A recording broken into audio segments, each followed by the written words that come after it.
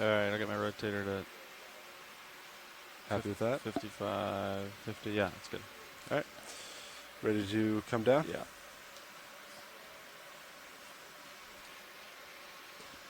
All right, let's come down 15 meters a minute.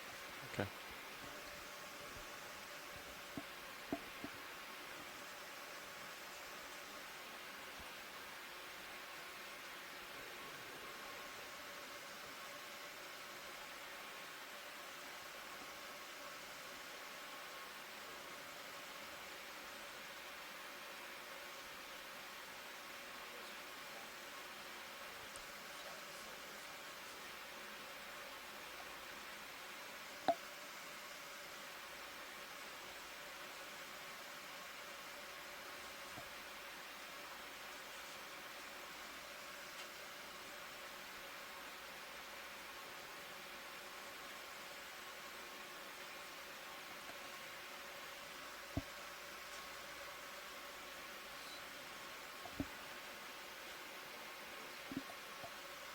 Okay, you have bottom lock and sonar.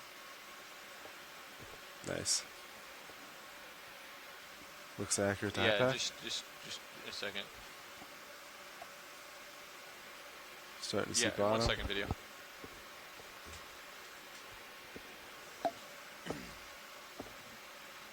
Okay, got a good lock.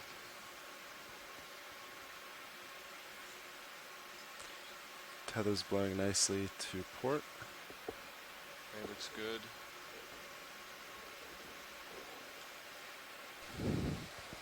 And we are on the sea floor. Looks like a sedimented area, similar to what we were seeing yesterday. I'm gonna stop the winch here. Great.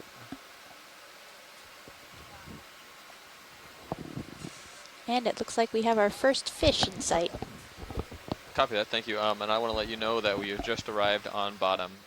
So for a bailout plan, let's go ahead and set How's that video? east. Check. 1, 2. All right, thank you. Check me gears. And just to re-verify, because it's on my checklist bridge, So rotation the is depth about here 8 frames. is I know you said it. 3,425 meters. Great, thanks. Let me get swing arms out, Sean. Yeah, go ahead for swing arms. Watch leads, we just got to bottom, and we just need several minutes to set the vehicles up, and I will let you know when we're ready to start the dive.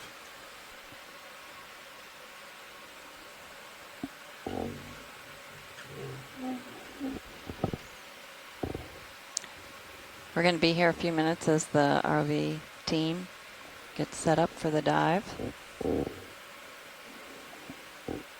You can see that on the seafloor in front of us, any little protrusion from the flat landscape ends up having a little sedimentation, a little mound of lighter sediments behind it. So you can tell that there's some current in this area. Slight current pushing back.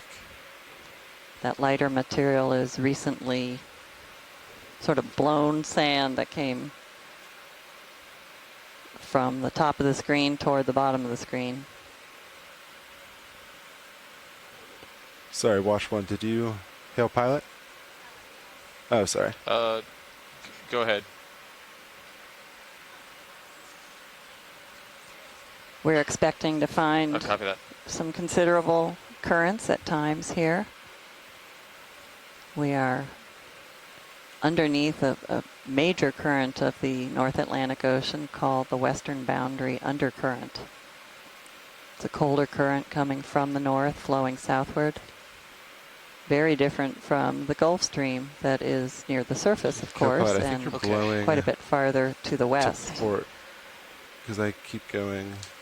So you might still be moving a little bit. Yesterday's dive, we already began to feel the effects of the Western Boundary Undercurrent, noting that it was colder. Light configuration. And do you want to push draw in real quick?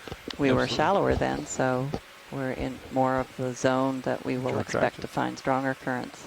All right, video. Did you have something for nav? So we're seeing a little bit of indication of that current. I think we're good. Z-Vice how's this right now? Put in. All right, I'm happy with that. Testing. 1, 2, 3. All right, watch leads. We are set up, so I will continue the dive, and just let me know if you want zooms on anything. And we've just learned that Co-pilot, we're you all ready to set. We're going to Bump you in to 50. begin the dive.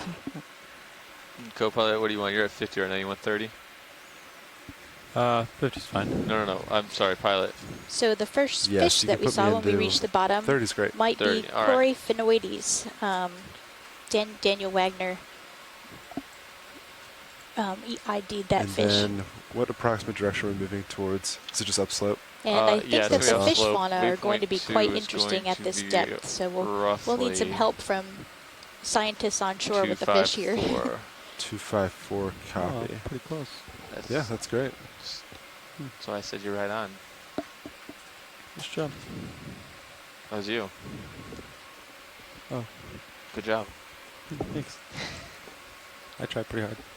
So this dive is especially round interesting subjects? for Like us scientists little because craters this on the area is positive so corner. underexplored Yeah. that everything down Like a here molehill. is a big mystery. Just looks like a path there's in a circle path. Some reports Oh, of a look at fair that amount of circle. life, and Yeah. there usually is, even at depth. Seems to be a But sandy this bottom escarpment feature is quite unique for this whole broad area. So we're excited do to we wanna actually get a see move in? what's there It and looks ground truth it. pretty barren. Sure. Yeah. Looks like we're you at guys the- ready to go already? Rear of the ship.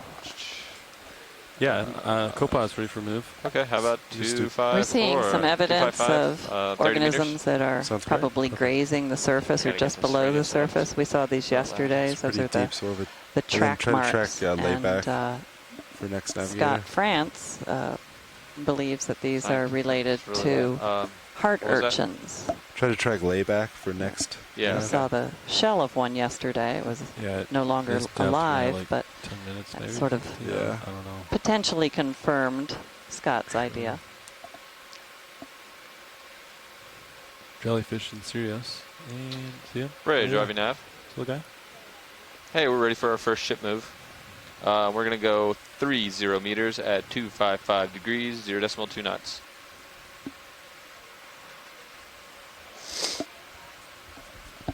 Correct. Any current? A little bit downslope, not much. So west to east. What we're hoping to encounter on this dive is hard rock exposures that would provide a suitable substrate that. or seafloor There's an enemy going on off which bottom. invertebrates can grab a hold. It's still on screen. Just barely These went off sessile bottom. organisms need something that doesn't migrate like sands Possible that would coral right at the shift bottom due of to the screen. currents. And Slightly right. once they find a home like that, then they become sort of central locations for other invertebrates to commingle, I zoom. guess you might. Yeah. You can come out and I can get a little closer. Alright. You want to kill So lasers? let me know when you start moving there, Copilot. Alright, come on in. Video. Understand.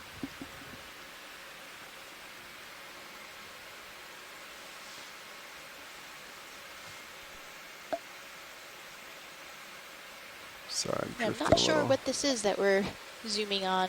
If it's an octocoral. Smack sim.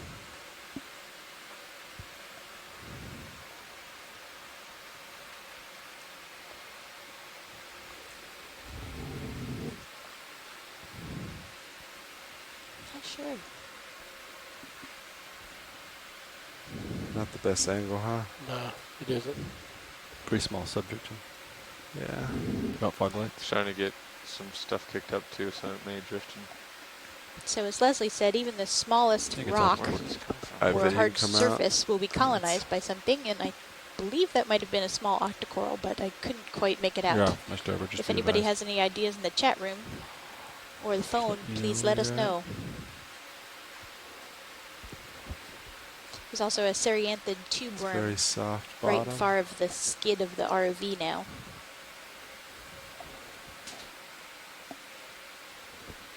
You get lasers real quick, Copilot? Yeah, sorry. There you go. Was that an enemy? Yeah. Alright, you kill lasers. It's a tube anemone, sorry, Serianthid tube Want anemone. those fog lights on? The two Um, lights that Do are we usually use them? It'll depend on your zoom and like if there's shadows up in there. All right, video, go for zoom. Let's see. This is Kick on the extra lights. it's good position for them. That's where you'd want it. Yeah. Ooh. Yesterday, I suggested to Cheryl that maybe we should collect one of these, and That help or hurt? she laughed. I think it was What good, did you yeah. tell me? Yeah, the tube And extends then quite far you into can the rotate to sediment, keep you in view. several feet at And I'll least. come back center after this, And co-pilot. with just a manipulator arm to grab it, I don't I think got there's you. any way Tight. that we'd get the tube out. Completely disappear. In the Johnson Sea Link, we spent a fair amount of time collecting one of these with the suction sampler. In the nips, you can see the current. When it's and- going. Yes, clear. Great. Probably Come was on, about a video. half hour worth of work to get it out. Nice job. Did it work? co-pilot. You got it? We did get it, yes, but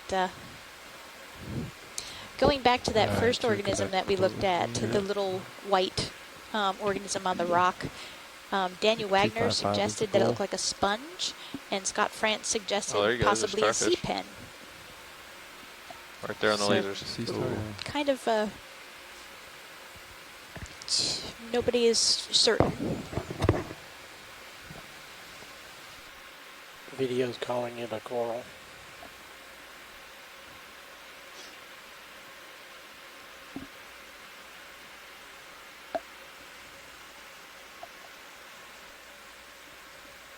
And that's just a good reminder Alright, of kill why lasers. we do collections. Video, go ahead, come in.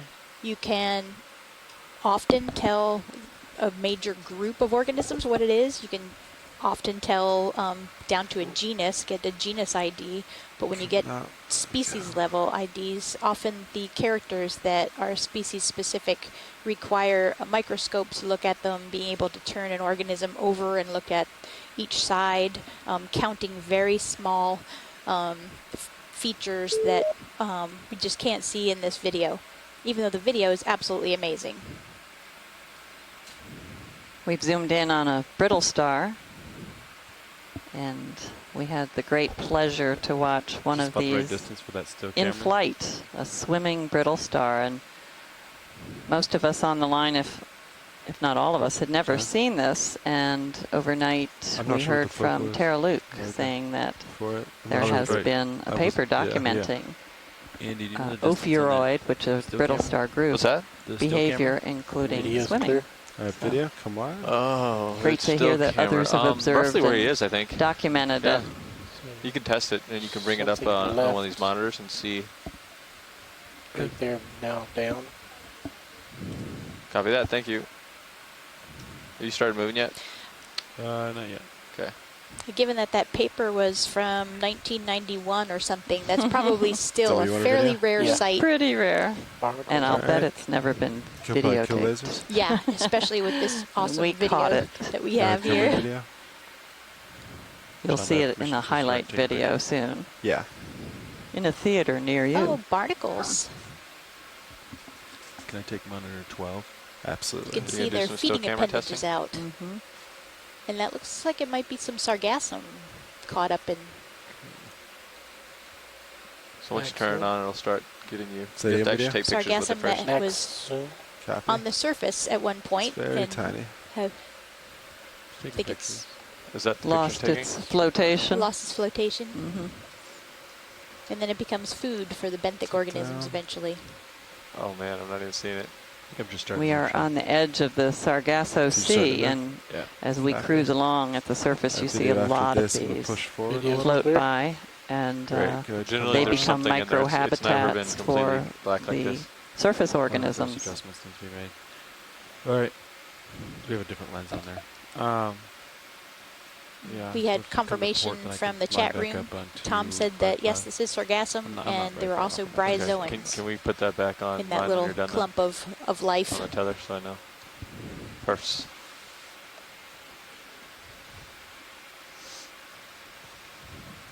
I've got a quick button over here for the still camera to put it on this monitor here. I have it off right now. Just Yep. So yeah, Roland, what are the operations for that camera? Do you have to make adjustments like on it, this, or do I just hit go? You just hit go. Okay. The pictures that I saw were pretty dark.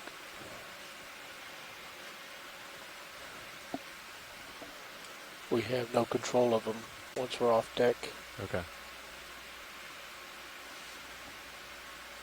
Some rocks just hanging out. I'm getting a look at a few Trails little behind you. rocks poking out of the sediment. Something white diagonal up from lasers. You can Yeah, see I'll the make my way there. downdrift side of these. Looks like we got something. Anything at that sticks up 22 into the meters out current from you. causes Ooh, depoits of Yeah. material Something behind fun. it. You can see a sponge there as well. Possibly We're a going to shipwreck. take a look at that. copy that. You Yeah. want to kill laser scope out? Lasers coming off, lasers off. Yeah, watch one. Go ahead. Absolutely. Video. Interesting to Come on in. see such large grains here. We'll see how big once we get the lasers on.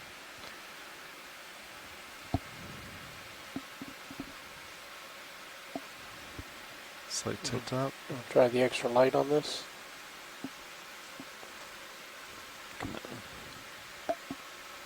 Nice. Roland, if you'd rather, we could leave it on too. No, we can't keep it on because it It's adds not, it's not real good to fly with it. Okay, reflection. understood.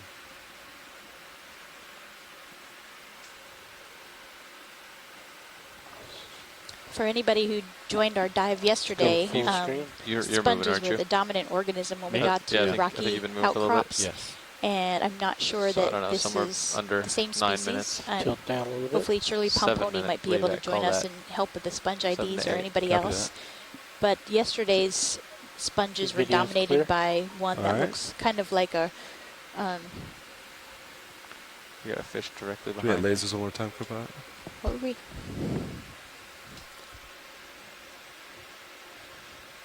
That's that, and we're good. Yeah, that looked like a satellite dish. So if this one has kind of scooped out on the other side, maybe that would give us a clue if it's the same or not.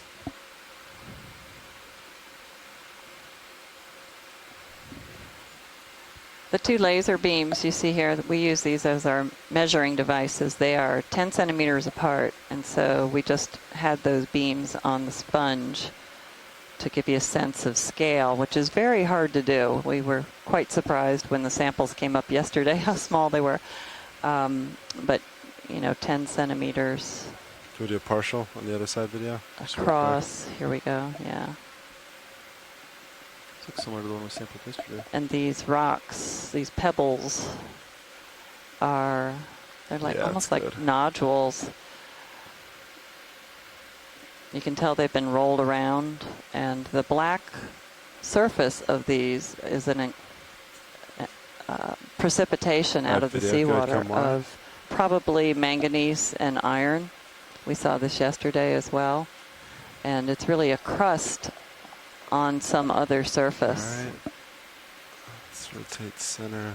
Yesterday's rocks, when we broke them away after recovering them, the crust was just a few centimeters still at thick, 6, completely 7-ish. surrounding any 2, 6, 7. exposed My heading. surface that had 2, been 6, 7, So copy. we could come a little bit forward if you wanted to line up. with basically the move. oxidized and Yeah, then a bit better. precipitates, I'm formed gonna on look top for of that, it. sonar. Yeah. The size of Over those there. pebbles indicates a pretty strong flow of current at some point that must have brought those pebbles down through this area, and we had a shadow effect of that sponge. Alright, 255. And so behind the 255, sponge, copy. they got left behind as the currents whisked away any others around to either side. So we often see that. You can How see long since even you on caught the first beaches move? on a We have smaller about another scale. minute left in this swing. Copy. So if you want to get another one out there, we can. You're approaching whatever that target is. Yeah, we can reach it then. And Nolan in the chat Go after room that. said that he does think that this might be the same genus of sponge we were seeing yesterday, Ficalia. It's a demo sponge. And then Tom pointed out that there's a cavalinnid test Check near to see the if those near are the base also of that barnacles. sponge. Yeah. Oh, it's a Quick decent zoom sized video. rock. Some more Like we have barnacles. some more barnacles. I think we Yeah, can more gooseneck barnacles, and skip I don't these know if that's video.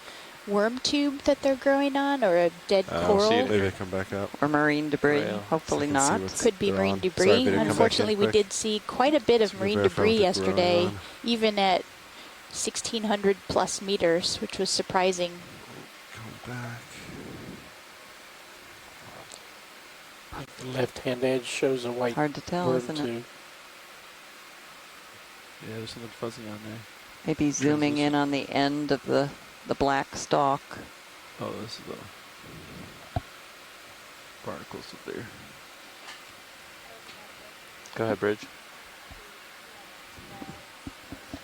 Also looks like there's some hydroids on the black stalk. Excellent. Thank you. Those are the small organisms in between the barnacle clumps. All right, video whenever you're happy. Great.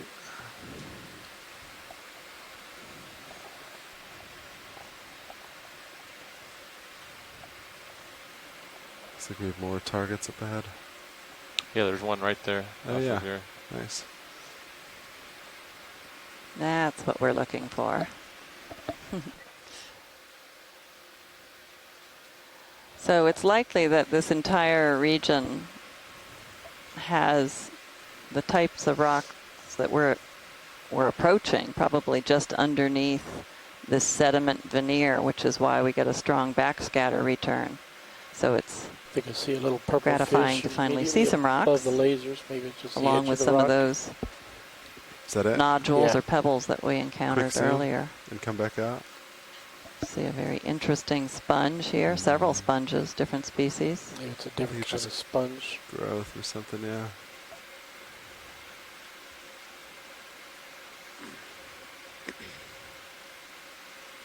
I wonder if that is indicative of the current direction, the shadow of sand and rocks. That makes sense to me. I think that's right. It's, well, relatively downslope. Yeah. The ROV is currently heading do we put into another a move? Yeah, you want the northwestern same thing, 30 meters? orientation. Yeah, I think so. We're at 45. So we're kind of looking been into settled the for a current second. here almost. You Yeah, can tell by yeah, those definitely call moving, I think. deposit Okay, trails, well, why don't we start with a 30 which to are see now if under Yeah. the Yeah, ROV. 30 is So we're Okay. heading into the current.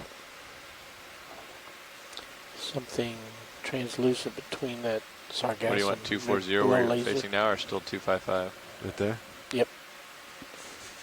All right, going for it. Co-pilot? This rock Uh, seems to be quite different from what we 245 looks encountered good to me. yesterday.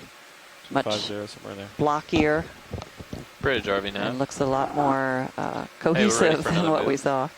30 meters at 245. And there's more 0.2 sargassum knots. there, but that looks like a glass sponge in the middle.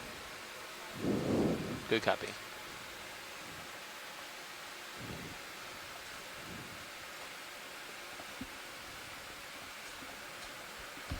And a few brittle stars.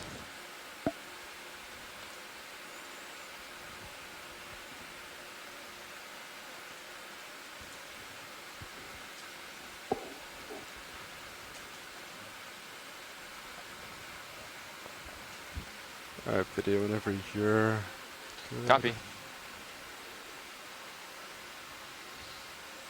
Can we get a close-up of that surface of the rock right above? Yeah, Right there. All right, video, come on in. the darker areas. Just a little down, yeah.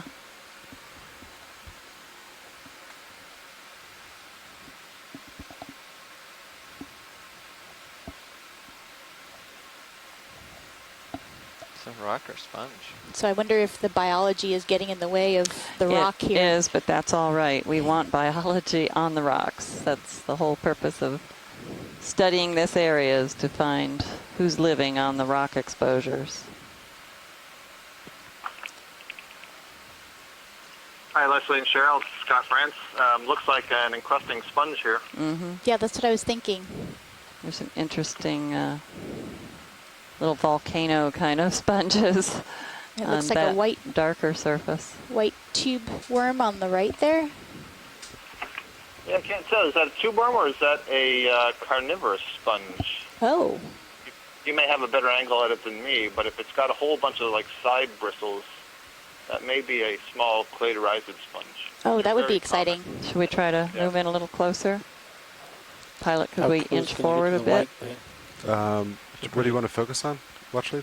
Maybe not. Do you want the White? white? Or Yeah, the white. copy that. Video come tube-like on. thing. There's one on the left We're gonna as try. well. There's another one on the lower left. I'm pretty sure that's what they are. Fish in your tail cam. These would That's be the same one that's been sponges that following have us. an He's entirely never different left us. biology from Yeah. the typical sponge, He which likes it.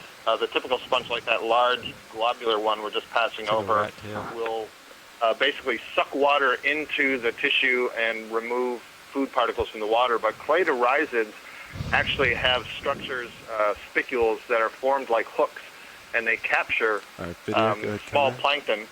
And then the cells can migrate over the body to cover that plankton, and then they digest it. So an entirely different mode of feeding. That's really interesting.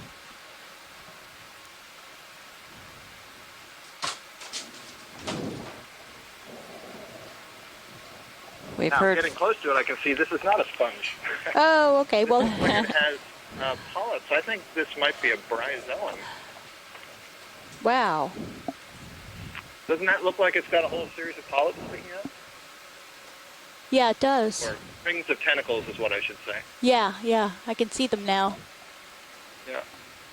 And the structure is such that It I does look don't like believe one, that's a yeah. hydrozoan. Can we kick on the That's extra interesting. lights? So that must be a Does that help this bryozoan. subject? Process of elimination. There you go. Yep, and we have other people in the chat room agreeing that's bryozoan. Yeah, great. And Well, then that's an excellent zoom. Thank you. look at the white stones.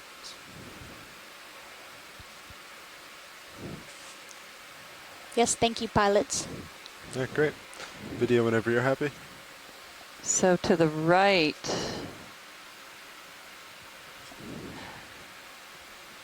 so we're on Video the lasers, Copilot.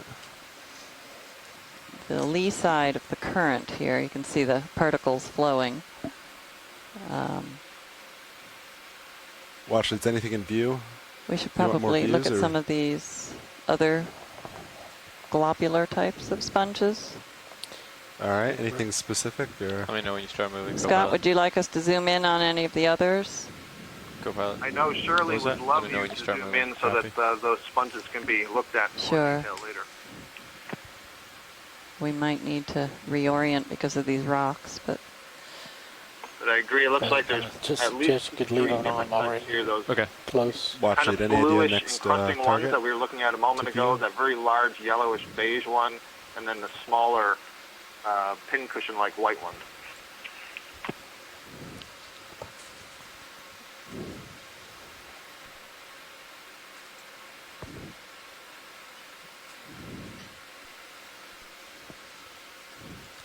Good.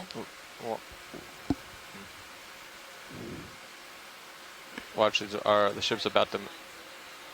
Okay. Is it I think I'm just this one? starting to move. Center? Andy. Okay. Yeah. Then we have. Video, give me one That's sec. only 5 minutes. Okay, maybe I'm not moving then. That seems too short. I'm not gonna touch my rotator and I'll see how long it takes for D2 to move. Copy that. Thank you.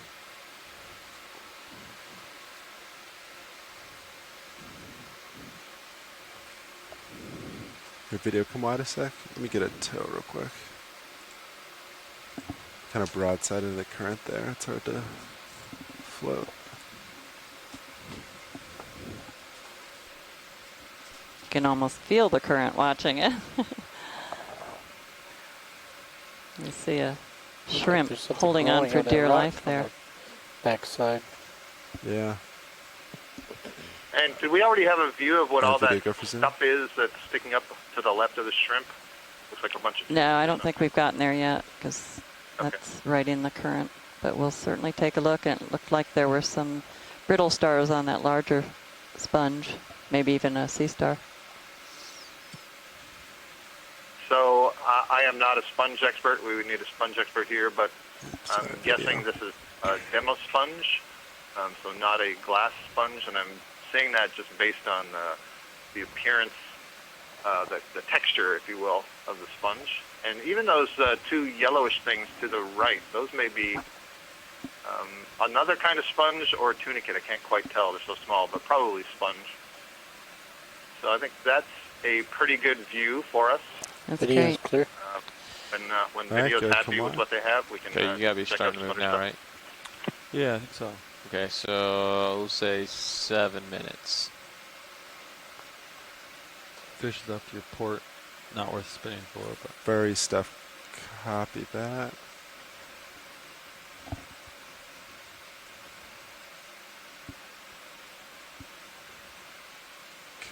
Copy. Alright, video, 1 sec. Let me find a nice equilibrium point. Definitely Alright, a video going. dynamic area here. We're seeing a lot of scour areas from the currents and deposits of large debris. Now we're looking at the side of these Come rocks back. that are facing into the current.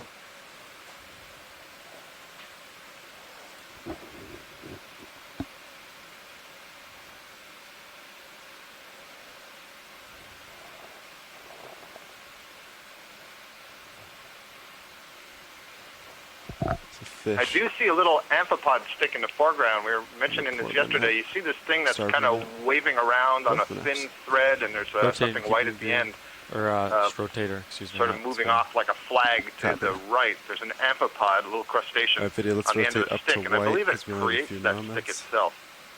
I'm Ready not to push. sure what's created all the other sort of brown branching stuff. I'm guessing those are hydrozoan colonies, hydroids. And of course that sponge in the background, which looks similar to what we were just looking at earlier. Wow, that's very interesting about that amphipod. Video's I don't. clear? You have great eye Okay. to be able to see that, and Good, come on. I'm sure we wouldn't notice that at all without the great video that we I have haven't here. gotten that giant sponge yet. Ooh, sorry, it's time to move on. Ship's starting to Yeah, get you ahead. can see with those two lasers being Special 10 lights are centimeters clear. apart, the size of my hand, that stuff we were looking at was pretty Go small. pot, Just I'll amazing center. technology here. Yes, We'll make very some much forward so. way. Any sonar targets? Looks like. We got a couple more. We had some out there when he was facing Awesome, the direction yeah. of movement. Okay. There's something. There you go. Additional life forms. From the chat room, people are identifying it, that amphipod as a podocerid amphipod. And Charles Messing suggests that agglutinated forams, foraminifera, perhaps Astorhizacea. Never heard of that one, It's Charles, and floating I down there. actually knew something a long time just ago benthic. about benthic forams. Oh, yeah. Possible Those cephalophore. single-celled organisms that it's hard to believe they're single-celled when Yeah, they kinda form these disappeared. agglutinated I bet we'll see structures. plenty later today. Yeah, Yeah, we're gonna do some water transects today. it's true. We'll be here for that, It's Levi. Transect Day. That's correct. I'll be your navigator, right? I'll be co-pilot. Copy that. Yeah, Watchers, if you see anything specific, just let me know. Roger that, thank you.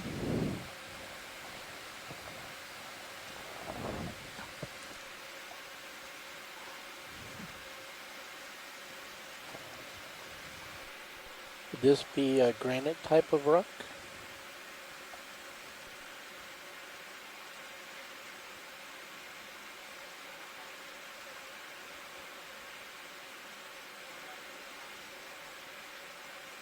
That's some very angular rock sticking out there.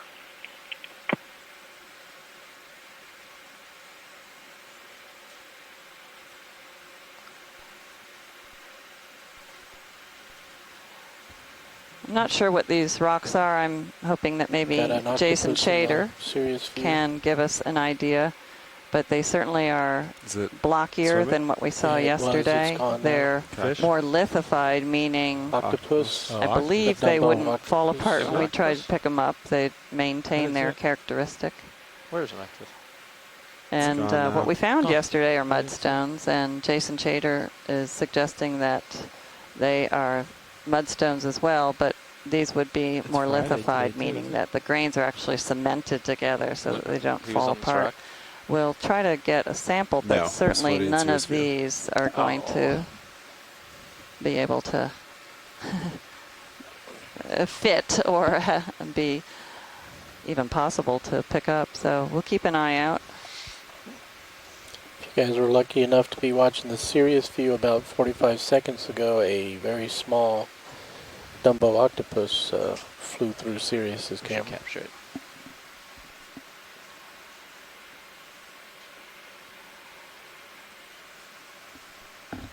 All right, when was last move put in? The last move was put in at 58 and it finished at 02, so it should be just wrapping up with Sirius right now. Copy that. So if you guys are ready, I'll go ahead and put another one. Crab coming next to laser. You want another 30-meter move in?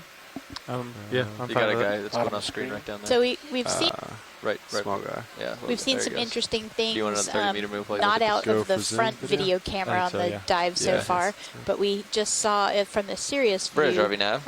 looking down at D2, a Dumbo Hey, we octopus were ready for another ship swam move. by. It's going to be Earlier 30 meters at when we were descending, 245. there was a billfish, a big 0.2 swordfish knots. that swam through between Good D2 copy. and Sirius. So yeah, it's interesting what you can see in the upper water column. And we had a Oops, sorry, video. long conversation yesterday about swordfish encounters with ROVs and submersibles, and it was amazing how many scientists Copy had that. seen that happen. And I guess in the Alvin submersible many years ago, decades ago, a swordfish actually got stuck inside the outer coating of the Alvin, so they actually had a sample that they didn't intend to collect on the Alvin.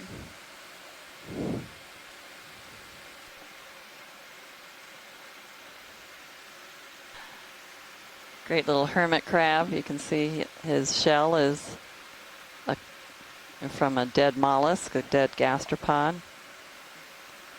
And an anemone has also taken hold on the other side. Video's clear. All right, go ahead, come wide.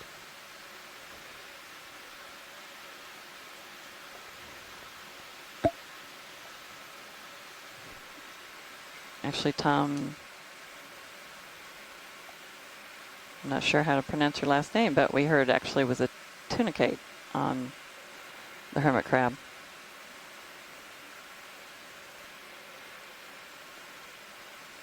Thanks for clarification.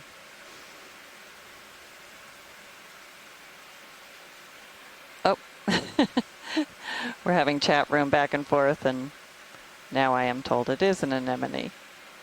Thanks, Tina.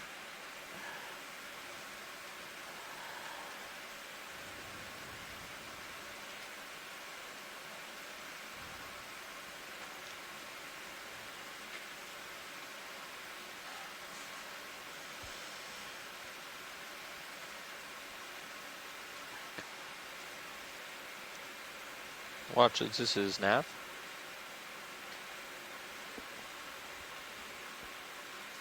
Watch leads nav. Hey, just letting you know that we're about to cross the 100 meter, first 100 meter. Nav just let us know that we've gone 100 meters since we started this transect.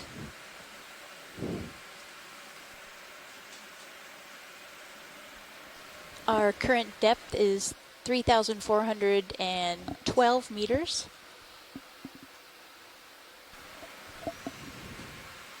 And we are heading north-northwest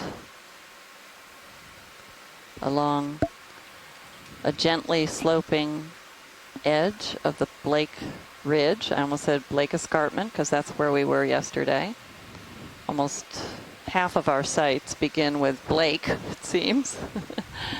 It's all part of this giant Blake Plateau feature that extends off the continental shelf off the southeast United States. It's part of the continental margin, and the Blake Plateau itself was formed millions of years ago as a shallow carbonate platform similar to the Bahamas today. And over time it sank to its current depths.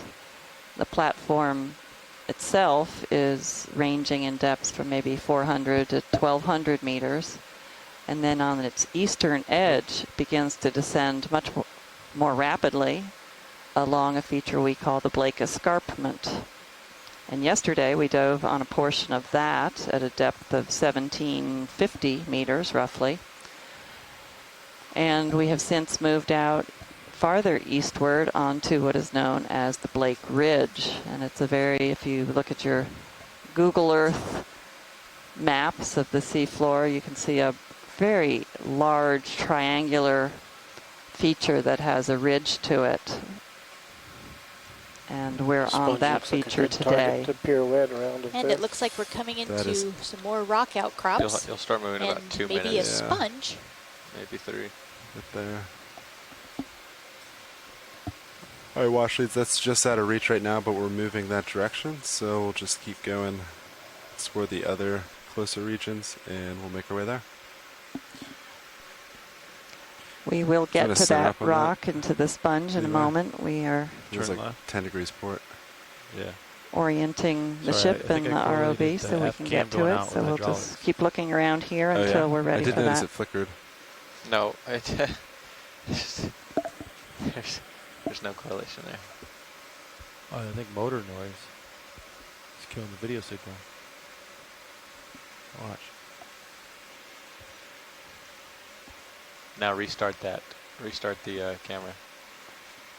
Oh, it came back. I know, restart the camera. Why?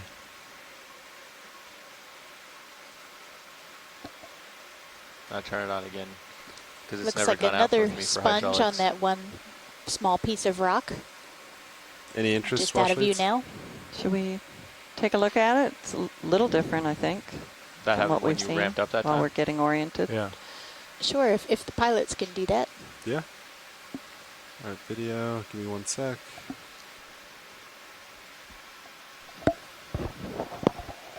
All right, co-pilot, kill lasers. Add extra lights. And come on in. Johnny, you okay with me turning lights on and off? Yeah, you have full permission to adjust lights. Copy. More sargassum at the base of the sponge. 2 fish behind Sirius now. 2. It's hanging out.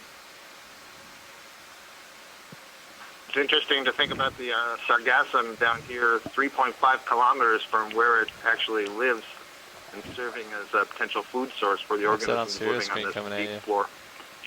Yeah, it's more plentiful than I thought it would be. I think there's just the 2 fish. Yeah, I Yeah, agree. you might want He to left. He's spin done. around and look, see what that is behind you. Behind I D2. think we really need our 2 sponge small people fish, today. 1 left, 1 right. We sure do. But I think I'm worried they're That gonna paper that I was referring to before fly said away that before the you get there, sponge but- Oh, no, there was diversity, something or that not came right at necessarily your the camera. diversity, but Oh, okay. the sponges were extremely abundant down here. I'll turn left. What's that? Probably also need to tilt your camera up, I suspect. Yeah, Based on fog the lights are still shadow. on. You want them off? Well, Yeah. that'll change that a little bit. Yeah. Now there's one down at the surface. There it is. Down. There he is. Can you get lasers, co-pilot? It's very dusty, though. There's somebody curious to see us. All right. I won't even attempt to identify it. Video, kill dust. My first impression is it's a Kill rat lasers tail, video? but I doubt everything's a rat Or- tail down. Yeah, Co-pilot. got it. Ooh, video. He's.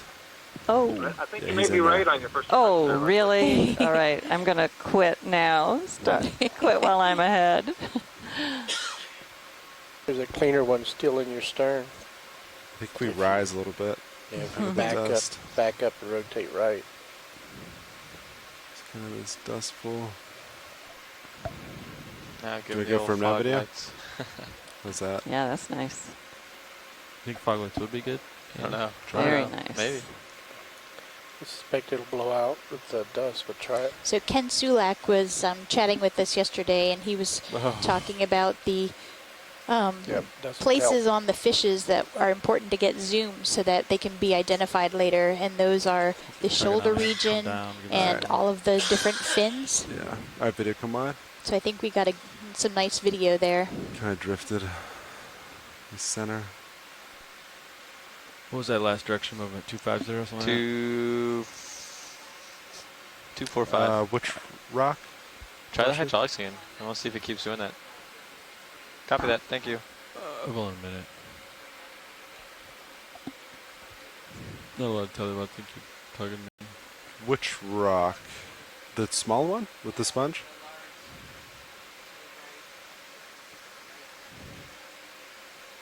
Was it in the distance? Oh yeah, we're just waiting for the ship to move there. Yeah, we're moving that direction. Yeah.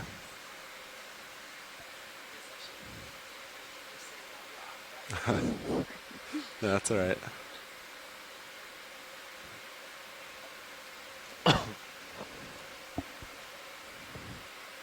I actually think we're approaching it right now.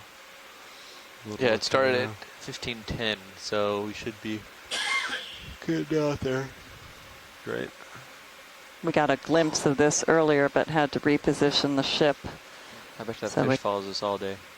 would give us a longer period of time that we could stay in one place.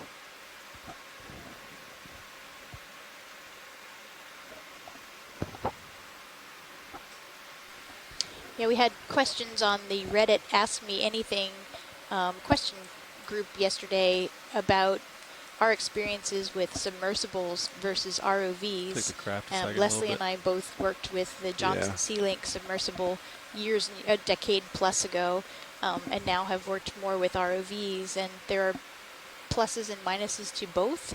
The It's a good submersible, you're personally there on the seafloor, and there's just nothing like that. What you can see with your own eyes down here is just amazing. You're more limited with bottom time with the submersible. Significantly more limited. So Yeah. you have 3 or 4 hours on the bottom maybe versus 6 or more with an Kill ROV. lasers. And actually we could even stay down for days with an ROV. The battery life of the sub is one of the things that really limits it. It's time on the bottom, and also the life support for the humans inside. But the ROV, one of the things that we need to keep in mind is that it is tethered to the ship, and so the power is coming from the ship, the video is coming back up to the ship through that Video. Can tether. we get some good zooms on this? So we have to be careful about where that is, and we are attached to the ship. So if the ship makes a big move, the ROV comes along with it, and so that has to be done very carefully. So the navigator from the ROV team is communicating with the bridge often to make all that happen very Video's clear. smoothly. All right. These look familiar. We saw some of these yesterday. Is that what you wanted? What were we calling them? Satellite great. dish sponges. The one on the left.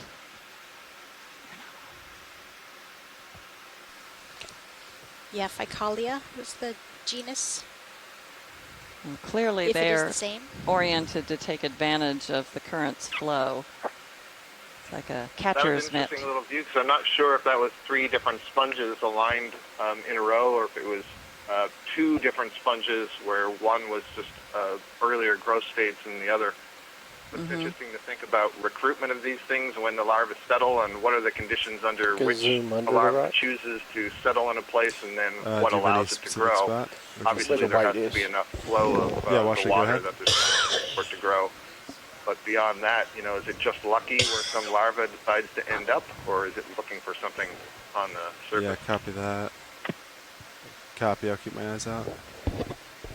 Yeah, for each species that could be different, and it And could then be something about the microbes Just gonna that, zoom underneath. that cover Yeah. a structure. Looking for any It could be hanging something about creatures. the type of geology that it is. whatever you want. And then the position in the water column, if organisms can be higher in the water column, they're likely to obtain more food that's passing by with higher flow. Can you look just below the lasers? Is that I saw something protruding Do you guys from want another the move since sediments, we're and I couldn't pretty tell if it far was ahead, it creating looks like, a and, let's hang circle out here for scour, another second. which means it could have been a black so coral. the last move Okay, started here, I'll, around 10 and ended have the pilots about look. 10 Little minutes tilt ago. there. Down. You should listen to Sorry to interrupt. Scott France, might help you. Yeah, Washley, go ahead.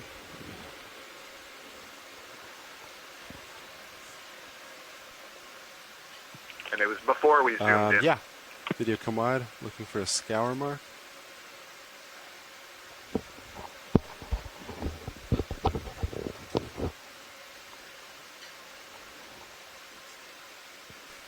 See Are you any- seeing it, Scott? No, you're too zoomed in. It's before you zoomed in, so it's going to be back a little bit. That's Okay, full we're zoomed wide. out now. All right. It's probably right where the lasers are now, and I'm not seeing it. I think it's right below, well, I'm 7 seconds delayed, but it's in that pit where the lasers are immediately to the left, Okay, I see something there. emerging from the sediment. And I'm just wondering, is that a worm tube or is that a coral? Pilot, could we zoom in just a little bit below the lasers, please? Yeah, video going. Is that what you want? Yep, that's it. Thank you. All right. Those look like I think I saw a white anemone underneath that ledge when you were zoomed in before. Yeah, so those must be polychaete tubes, I imagine. That's what I was thinking as well, yes. Yeah. Okay, thank you. Sure. We're good, What I Pilot. had Thank seen you. was the All right. sediment around the Video tube. come You on. can kind of make out a circle, and when the currents get strong enough, it blows whatever's growing out of the center, and it kind of swings around and creates that circle pattern. Bigger rocks And there's up ahead a black about coral in which that's fairly 25 common, meters. schizopathies, and that would be an interesting observation, but that's not what that was. Huh. I guess that there are many signs that the current can be pretty stiff here. What kind of depth ranges Watch do it you too. Are you see looking the for bathypathes? rocks or? The schizopathies, actually, they're really deep, so I would expect to see them down here at 3,500 meters. Black corals are among some of Just the to the deepest right edge of the dwelling corals. screen, just And above the half schizopathy center, is also there's a interesting in that branching, it does live in flowing sediment. object. It has Copy kind of that. a hooked base Video. to the I'll move there after to the this. bottom of the colony, so It's a instead of being a starfish. holdfast To the affixed right. to a rock, it can This anchor in the sea sediment. star. The sea star clinging to a rock, or actually clinging to the sponge. Yeah, I think there might be a sponge it's Yeah, on. yeah. But of course, the sponge is on a rock. Right. It all comes back to the rocks. All comes down to that. And there's the dust for the sea star. You'll need to get the sea star from the other side in here. You'll need to get We're the sea star from the other side in Kind of here. scanning the Yeah. area to see if we can find a loose piece of the rock, not the rounded rubble so much, but the squared off pieces that might have fallen off this ledge, but I haven't really identified anything yet. Instead, we might want to take a biological collection here that would include the rock on which Just the get a lot organism of dust. sits. I don't know. Yes, that would be ideal, is to get a 2 for 1. Yep, Alright, or 3 video for we may 1, have looked like or more. clear. Yeah, I just had an email from Sorry, Chris Washington, Kelly, it's who's just to let going this to try dust to clear get for a into the second. chat room. He's having some problems right now, but he was suggesting one of the sponges that we were just looking at previously was conolasma, and that the fish that we saw, the rat tail we saw, was Coryphaenoides. And so it'll be great if he can get into the chat.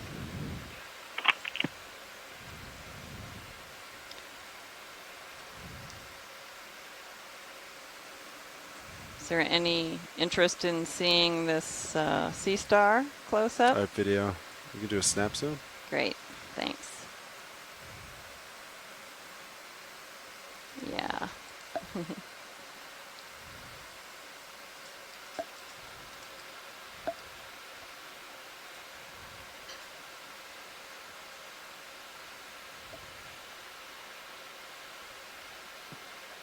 So I wonder if that sea star is feeding on that sponge or simply perching on that sponge. Yeah, sorry, video. Yes, holding on for dear life. I Expecting a love how they column. face into the current.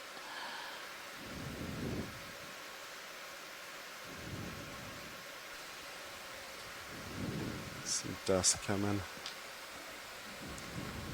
And Tom is noticing that there's a heart urchin test close by the sponge base. Let me down.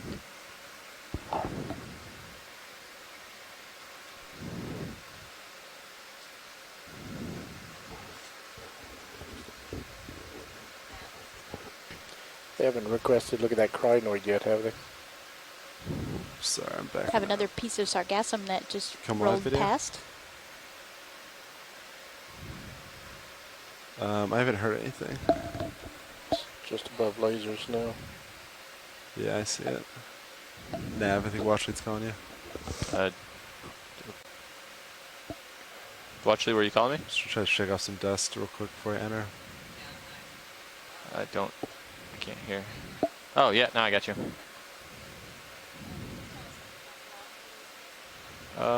We can do our little method if you'd like. Okay. Hey, pilot, they're gonna want to find out what the current is, so that means going off stick after I Do get you into have- advanced mode. Do you speed up? Do I Can you what? track it? It's the RV velocity? Or what do you want to... It's hold on, I gotta find it. It's expert view. There it is. It's I think it's this one. Our video snaps in? Yeah. Tell me when you're ready. We can do something. Yeah. Actually, we'll probably just switch out and then do it. It looks like a crinoid, perhaps. Oh yeah. Beautiful.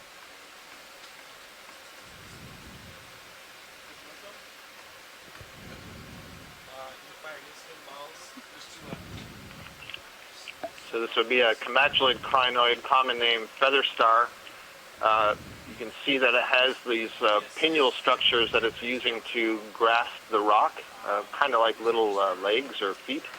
And it has its feeding arms up in the water column. This is an echinoderm, so closely related to sea stars and brittle stars and urchins.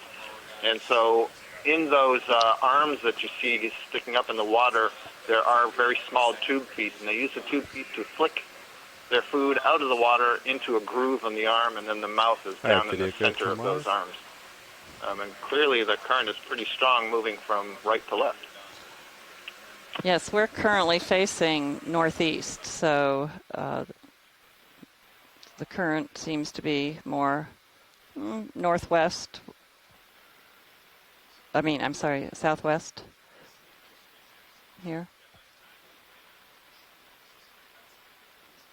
No, I'm sorry. We are facing northeast, so the current would be flowing at right angles to that. So right in this area, more to the northwest. But we are checking on the current velocity and should get a better hold on all that.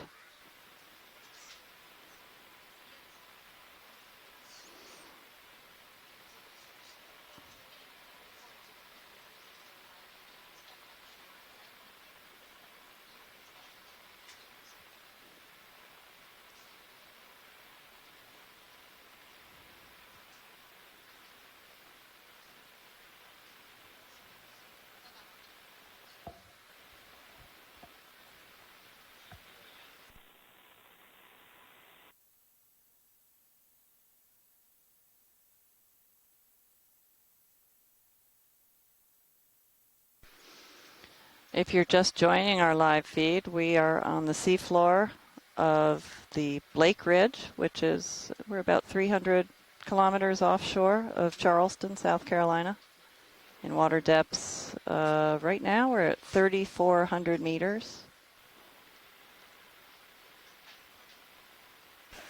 What are we getting for readings? Okay. We're doing a pilot change here, so won't be zooming for a little bit until everybody gets settled. But we're coming over some more good habitat. So. You can see our skid mark from when we sat down earlier and looked at these sponges on the rocks in front of us. We were hoping to get a rock sample, but now we have a pilot switch, so we may have to move on to the next site because we can't stay in any one location too long because of the ship overhead starts to have to move position.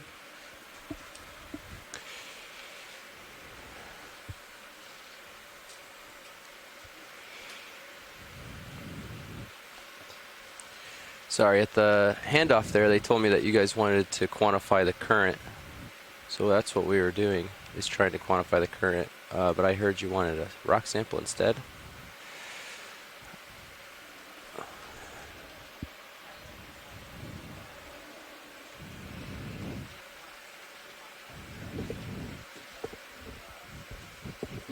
Okay.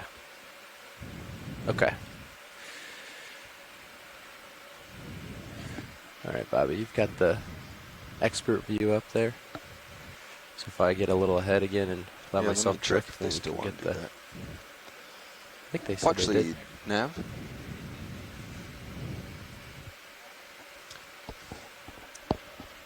It was passed off to us that you were looking for a current measurement. We can stop our motion and let the current take us and calculate a reading, or I'm sure the pilot can kind of give you an estimate once he flies around a little bit, but that would allow us to kind of continue motion. Which is your preference?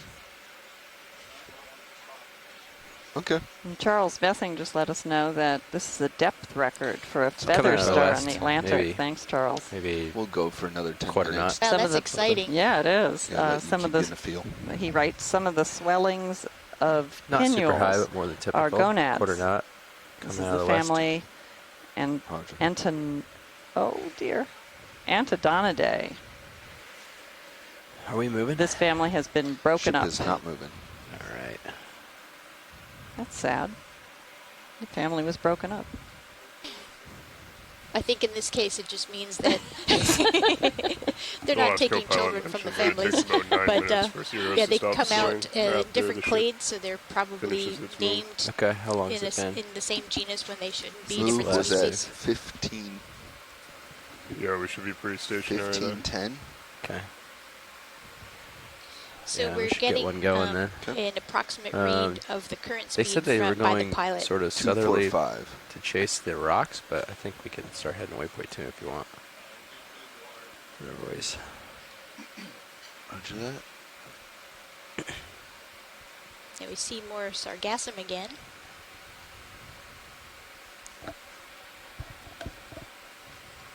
And small scattered rocks over sediment.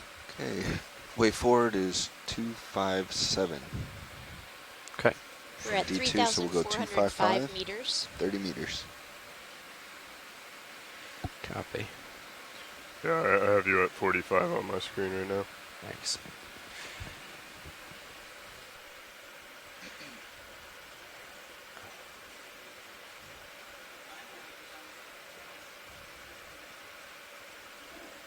Decimal 2.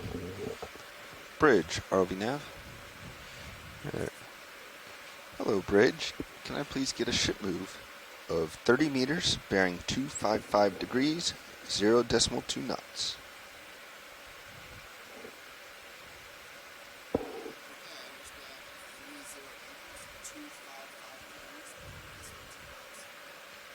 Good copy, Bridge. Thank you.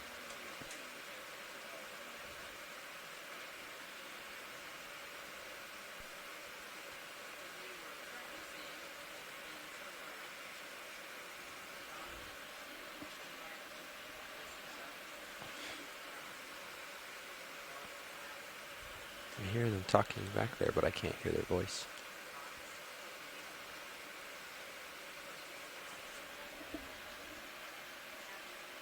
Yeah, I can't hear him either. Might be muted. Okay. They're not talking on OKEX either. Watch lead nav, you may want to check your mic. You might be muted.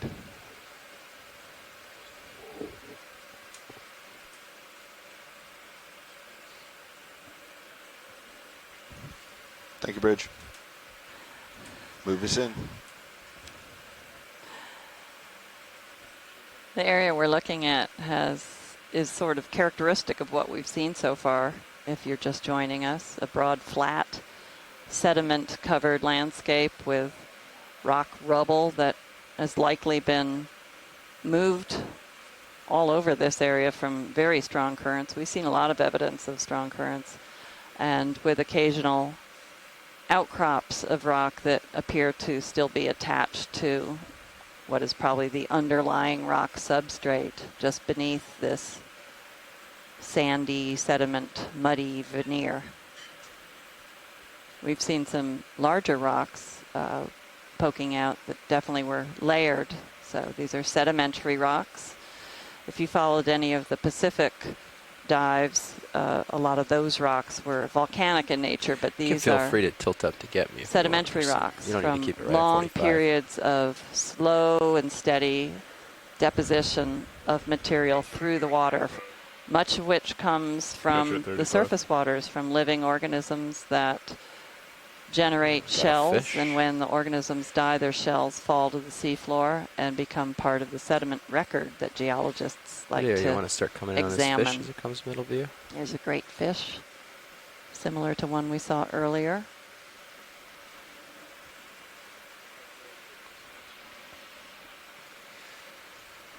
Come on in. Just to get him partial so he doesn't spook before we get close.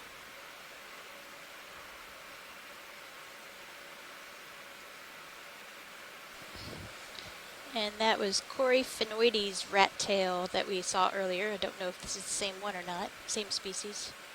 We'll get a nice close-up zoom and Oh, can we kill lasers? That's good with the lasers. Co-pilot. Sorry. gosh, that's beautiful. You have to hold the button down a little bit. Lasers off. Thank you.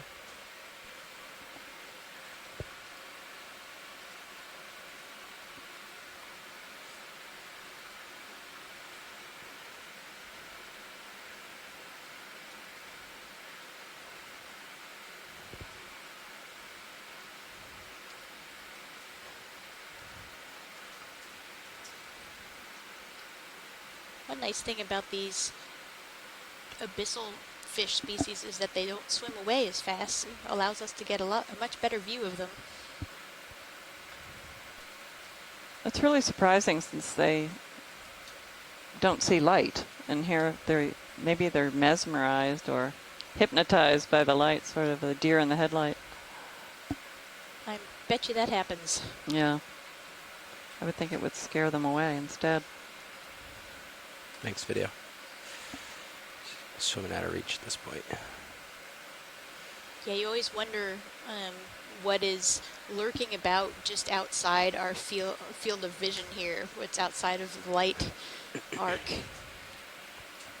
Who's watching? Who's watching? And yeah, a way to try to figure out the difference is to leave some kind of landers on the seafloor that have infrared lighting, or take snapshots where the animals would just be surprised they wouldn't see this light all the time.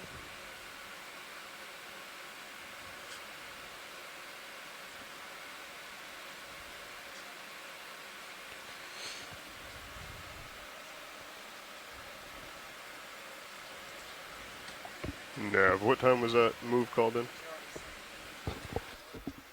1539. All right, thank you. Watch lead pilot.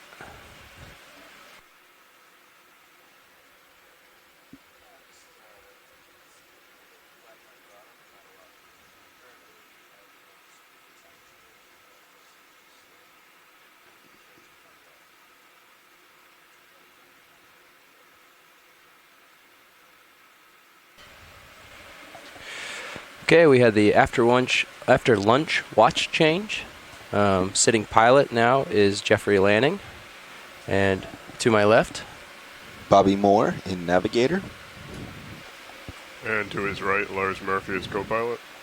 All the way over tucked in the corner, Bob not on video. And in the back row, Annie White clipping. And we're all with the Global Foundation for Ocean Exploration. Lars, when we're doing intros, make sure you talk on OKEX so that you take up both channels. In the back row, and then, this take is it off Leslie right Sauter over. with the College of Charleston. I'm the marine geology lead. And this is Cheryl Morrison, the biology watch lead, and I'm from the USGS, Leetown Science Center. And this is Stephanie Bush from the Smithsonian National Museum of Natural History. Bobby, do we We expect also any have a dramatic nice group features? of people in the chat room, and they're all being very helpful We to can just keep us. them compounding We have for a little while, 2 or 3 in a row, I don't mind. Or a big one if you Adrian want, Copeland. whatever's best. Yeah, let's Amanda take this time to Demopoulos, Andy O'Brien, look at our Charles path Messing, forward. Enrique Salgado, At top, we're Frank Tamara, or is that Tamara Frank, I imagine? the nearest, or the top contour is 3370. So We another have 30 meters, nothing George drastic. Matsumoto. Thank you. Near the Heather nearest Judkins, point around James Murphy, here's Jason Chater, 3370. Jill Bork, Here's 3300 way over here. Lauren And that's to the Walling, south. Les Watling, Megan That's Color, more west Mike Vecchione, over here. Nicole Oh, Sorgan, gotcha. Bridge is heading this way. Robert Carney, Which way is the Sandra surface Brook, current and the wind? Santiago coming Herrera, from? Scott Harris, Earlier it was down here. and Steve Oshkovitz from Oh, the Cordes Still Lab, working on checking that. I'm just trying to figure out our. Tara Luke, There's the and current Tina. story. I'll let you say Tina's last name since you did so well with that yesterday, Leslie. Great. So we're likely going to get Molodtsova, I hope. blown away. Wind is going to push us south. Current should push us And Tom south as well. Henchik, Oh, wind's going to push us south. Oh, the ship's pointing north. Okay. Yeah. Gotcha. and Zach Prow. So we're going to get pushed south. Yep. Thank you all very much for And joining the us current's today. pushing me out towards the west down And here. it's Tom Hands Connect. So we're actually, Oh, great. We just just have to learned come how up, to let pronounce Serial his name. spin out. Thank you, Tom. Something was to happen. Coming up would be the best thing here because it's so shallow, or the elevation is so little. Yeah.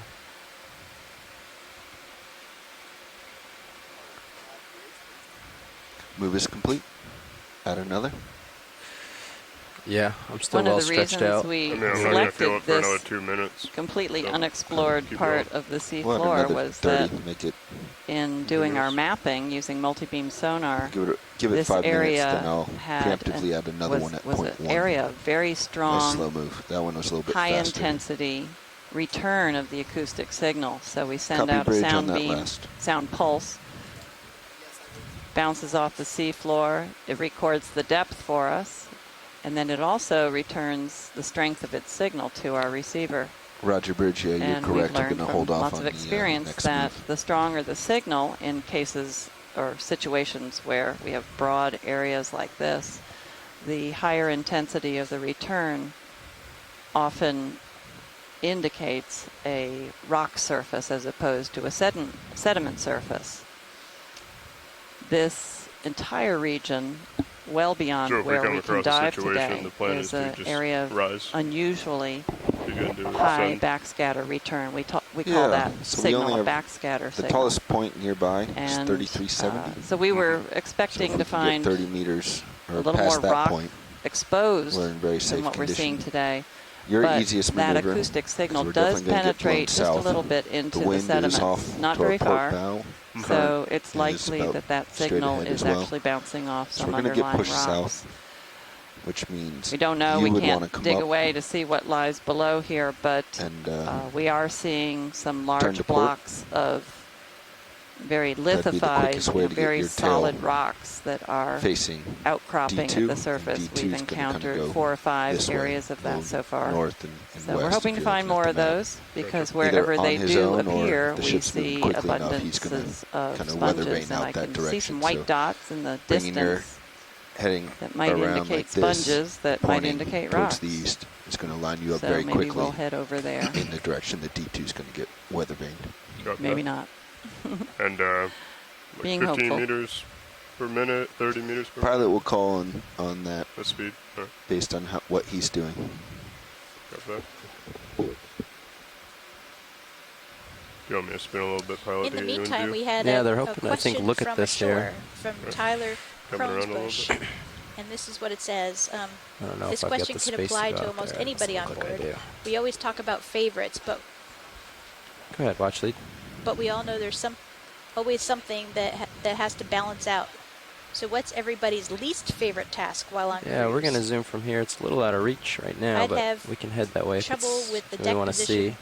doing self-checks. But yeah, come on it in. seems like the pilot does a Something we maneuver wanna and deck interprets it take as a longer look at. confirmation. I'd be very paranoid of getting that correct. It's like a morning pop quiz. So I don't know if any of the pilots, it seems to be, that example seems to be directed more to the ROV ops. Anybody have have least favorite tasks? How sad. The I bright was white listening was a it can. in there, watch lead. I'm talking on OKEX as well. The morning checks aren't actually as stressful as they might sound. We have, more than just the person on deck telling us which way the thrusters go and other devices. The visuals down there are more just a confirmation of what we already see up here based on our GUIs, our cameras, etc. Video, that's good, I think. So the deck checks in the morning actually aren't all that bad. So, Bobby, what would be your least favorite task? Oh, least favorite? Everything we do is so great. And it is actually hard. I was gonna, take the easy route and say not being on watch, because then you're trying to fill your time with other work or documentation. But as far as actual watches go, I would say winch rounds are probably the most inconvenient, especially when we're in the water column. We do our winch rounds every 30 minutes, so it's hard to get a break to go work out, eat a meal, do a project on the vehicles, because every half hour you have to pull away and go look at the winch. Oh, that's interesting. Never had that perspective before. And so, just so everybody knows, on shore, what is the winch for? I've come around quite a bit to keep you in view. Okay. I'm looking at like Well, the winch is. All right, I'll push out, get you. The winch is what controls Sirius. Sirius only has two thrusters to control its heading. Has no way to control its altitude off the bottom or its depth. And that's all controlled by the winch. The winch has all 7 kilometers of cable wrapped on it. So it's a very vital system for these operations. And so we always keep a good eye on it. Dude, do you mind turning the iris down a little bit? We have to go around, do a bunch of rounds, make sure all values are within spec, that we don't hear any noises that we shouldn't, the cable's not scraping on any safety plates or anything like that. But the winch is a very, very important piece. It's one of the few that could be considered a single point failure for our system. And by that I mean many systems we have spares or a backup system. If the winch fails, knock on wood that it doesn't, there's no spare winch that we can flip to. So it's a very important piece. And Bobby, could you explain how large the winch is? 7-foot diameter storage drum? Yeah, the storage drum that holds the cable is 7 feet in diameter. The winch itself, 20 feet by 10. I mean, it's a big system. It's made up of the traction winch, which actually controls the tension in the system, and then the large storage winch. I don't know if you can... You here in the control room can see the 2 monitors there over on the far right side. The bottom one is the storage winch, and the top one is kind of a different angle that shows the traction winch on the left side and the storage winch on the right. Yeah. That's interesting. It's a very important part of this whole system, but it does sound like it would be tedious to babysit it all day. Well, again, the checks themselves aren't too bad. It's the, constantly getting pulled away from whatever task you're on to go do a winch check. Plus it's pretty important, and if you forget, bad things can happen. Yeah. And it's very loud down there. It's right by the, I should also note that it's right next to the winch hydraulics, the ship hydraulics, and the bow thrusters. So it's very, very noisy in that room. It's very hot, stern thruster. And it's very hot, noisy, and uncomfortable down there. Wow. Thanks so much, Bobby. Well, thank you. It's always good to hear from. Thank you, Tyler, for the great questions. Yeah. I know he provided a couple last cruise, so keep them coming. So I just had a chat room connection from Les Watling, and he is noting that the temperature is 2.2 degrees C, and the salinity is 34.8 So you got another move in or parts per thousand, or practical salinity units. Again if you want. And puts those measurements define Bridge, are we a now? different water mass than I expected. Actually, this is great. Yes, can this we is repeat at that the move, please? interface 30 meters. of the North Atlantic Bearing deep water, 255 at which 0.2. originates in the North Atlantic and the Labrador Sea and the Norwegian Sea, and it combines, and its density, due to being a salty, cold water, chills at the surface and its density increases, so it sinks and starts flowing southward, and it keeps flowing because more dense water sinks up in the north, so it keeps pushing from the north and pushing that dense bottom water mass towards the south. And that's referred to as the North Atlantic deep water. Around here, it encounters the same type of current that actually forms in the Weddell Sea, or Weddell Sea, of Antarctica. Copy, Bridge, thank and you. that is known Move us as in, the 30 meters, Antarctic bottom 255, water. And 0.2. that particular bottom water mass sinks off of Antarctica and flows northward. And at some point, those two water masses converge, and based on the temperature and salinity that Les noted from our sensors here, we are right at that interface of where those two water masses join. And the more dense of the two water masses, which is the Antarctic bottom water, flows beneath the North Atlantic deep water. So transects. The NADW, North Atlantic deep water, has been traveling on the seafloor itself, and then once it is encountering the Antarctic bottom water, begins to rise up.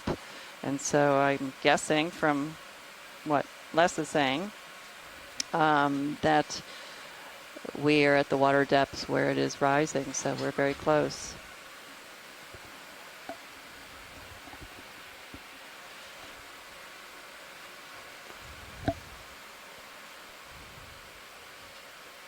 And because of our salinities, actually says that it's closer to 34.9 parts per thousand, or practical salinity units. We are situated more likely in the North Atlantic deep water. So earlier we were talking about the western boundary undercurrent, which may influence this area, but we are also in the flow on the bottom of the North Atlantic deep water. I've been teaching about the North Atlantic deep water for I don't know how long, and so I can now say I've been there. That's wonderful. Thanks for pointing that out, Les.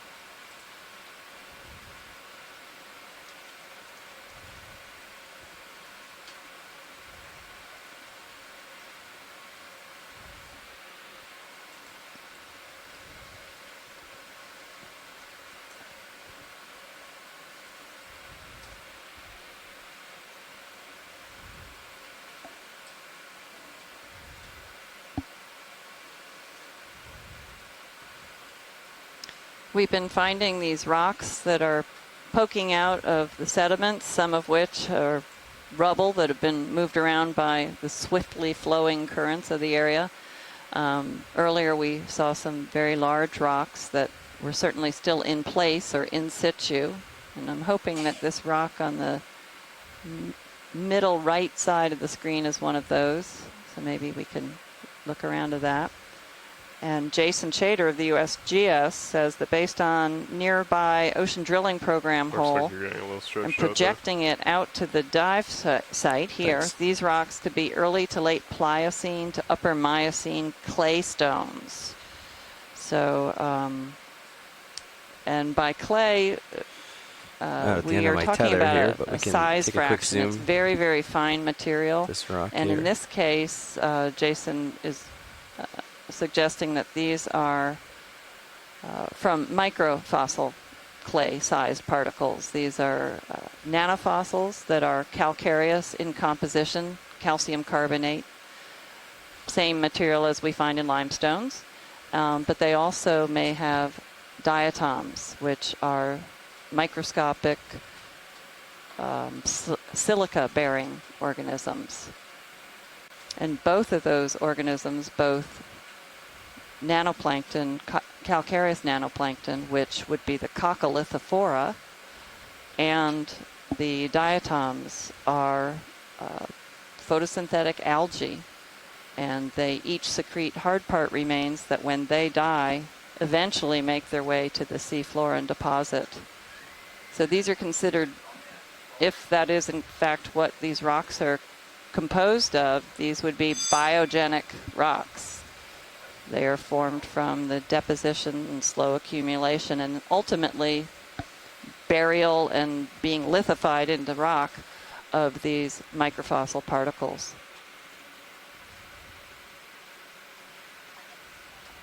Go ahead. Leslie, I think I'm seeing Yeah, another let me get a little of the closer. stick-like bryozoan colonies that we. Yes, we and just we asked do. the pilot to stop and Great. zoom, and we will, if it is Copy, that, bridge, we'll move complete. make a collection.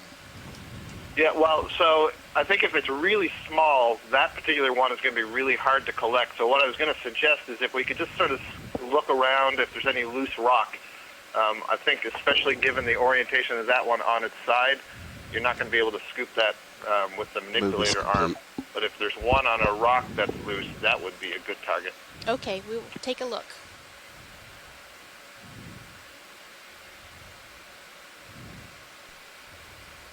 I'm not convinced that all these loose rubble rocks that we're seeing are of the same composition as this slab of maybe this limestone type of rock. They look very different and have probably been transported from another site. So Okay, come on in. it's still worth getting a rock for sure. I'm not arguing.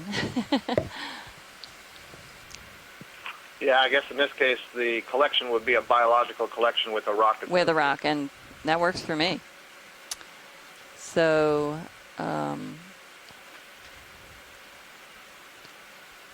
You got any more? Cheryl's just stepped out to go to lunch, so if you see something, Scott, just you can direct us to it. I'll keep an eye out, and I think I'm just going to check it, but Oh, I I think thought it was some the of white. these Sorry. kind of like the pineapple-like sponges may also be a collection target. They may be the geodia. I'm going to check on that. You know, there may be a chance of getting that bryozoan if we zoom in, maybe we can see it. It almost looks like it's... Is that the bright white one in the background there? This here, is this what you're talking about?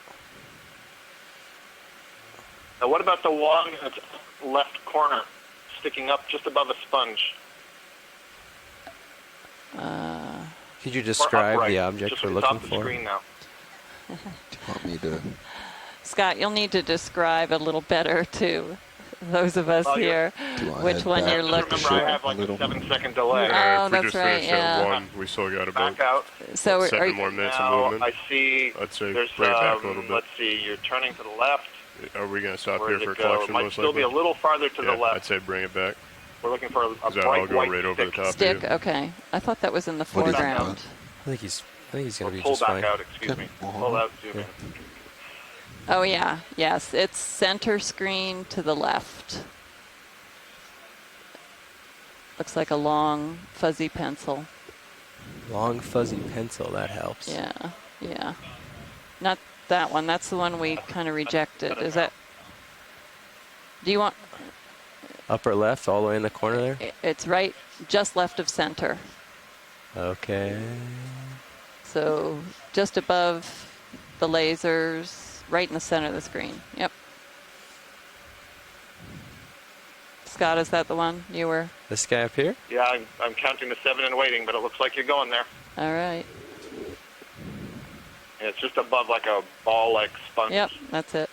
Yep, you're zooming in. Great. On it. So I thought because of its orientation, Sure. that might be better, but hang on. Let's make sure that's the bryozoan. That doesn't look like a bryozoan, what? though. But there are some others. There's a stalk to the left on the darker rock.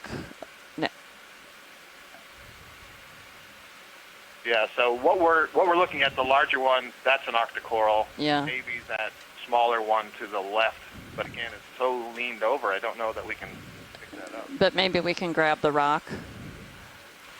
If you think it's loose. So where was the original one that they were talking about? Just to make sure we can't actually grab it. Straight below. Yeah, right. I think it was right in the center of the screen. On This the, down now. here? Mm-hmm, yes. Yeah, I see it. I think we should now that try I know for what that. I'm looking for, I can more easily.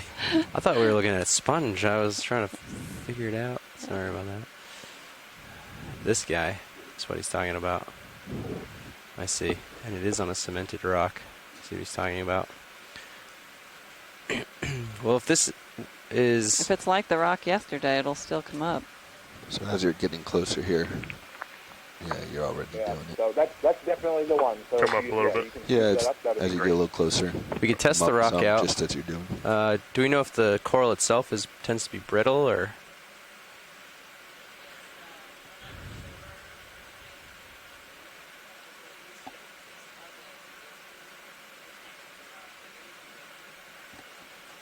Yeah. Well, okay.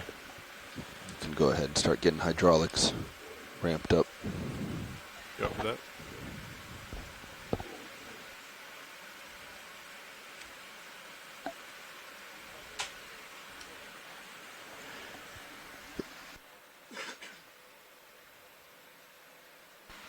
It is fragile, so if I try to sneak my fingers underneath, it might break on us.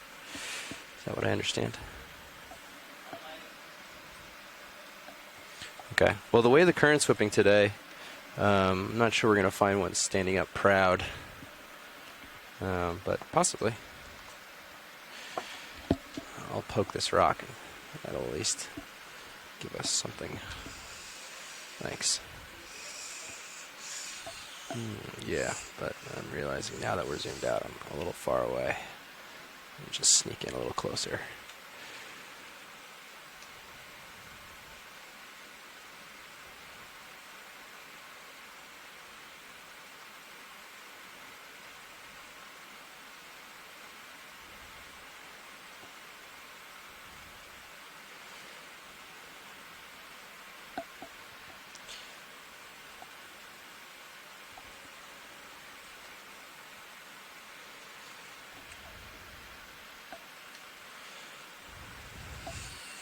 All right, are we spun up?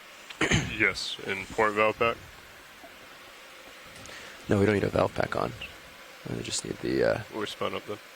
Great. Awesome. You Yeah, can you're give me, you can give me the full pressure. Full. Yeah. And you, Right, you're all the way full. as you keep coming closer here, let's keep increasing your altitude. Yep. I got a Z-bias at 12 right now. What do you think, 15 would be? It's looking like Z-bias. Megan McCullough Or Delta is Z. very excited Delta Z, about this excuse me. potential Yeah, just for collecting increase a little more. bryozoans. We're doing our best. It's so tiny. You're doing that because remember you have 30 meters of tether between you, so, So it's we're gotta going to go try to somewhere, so nudge as you the come up, rock kinda and s- break help it, stretch and then just a try little, not to break Copy the that. so the bryozoan. loops don't go where they Apparently it's shouldn't. fragile. This is great. The rock is loose. So this is probably going to have to go in a bio box. So check your, go ahead and start checking your pins. You know, drawer in, you know, retract both pins, etc. Just trying to figure out the best place to grab this rock without... Maybe rotate 180 on your jaw. So you get the big teeth on each side of it.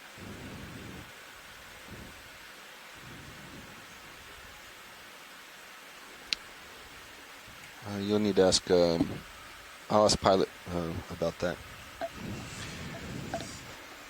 I mean, we could try the scoop. It has had some success, but it has also had a lot of failures.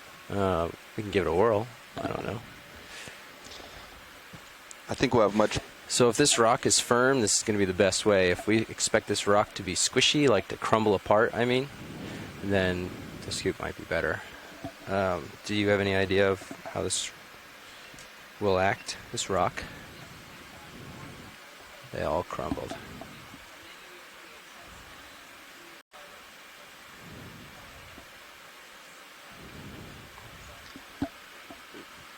I don't think you're going to get a good scoop with the surrounding rocks. The pin should be extended or retracted? Should be extended, correct? Extended, yeah. Yeah, so the first step is retract both pins. So we're close the drawer. communicating make with sure the it's all the way pilot closed, to and see extend what the might pin be the for best for method the bio box that you want. for collection. And that We way have you the know option only of the a one scoop, box will but open. they don't think that that would be viable in this situation. So we're going to, I have great faith in them. This is the first specimen, yes.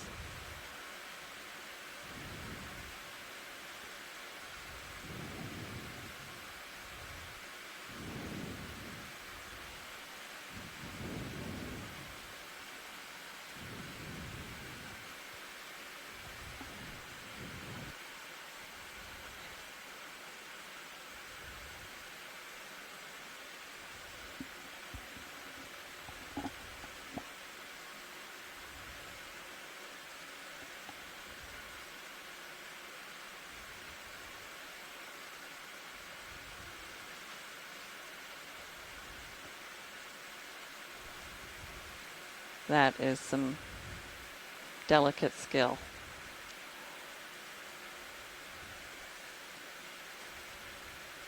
Megan's holding her breath.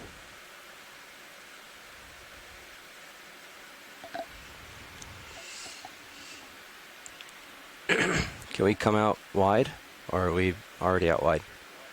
Great, thank you.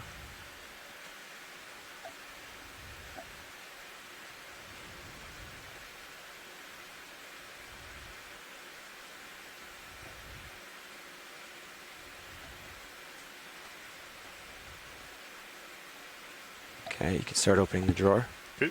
This is a twofer. Drawer is extending. We get a rock and a bryozoan.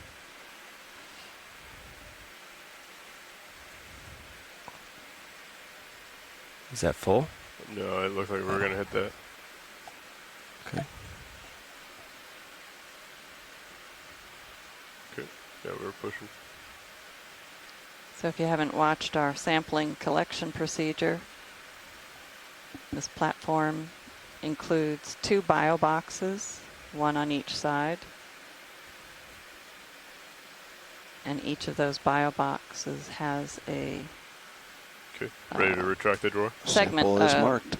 dividing Drawer is container retracted. to it. And so now it is sealed up. Excellent.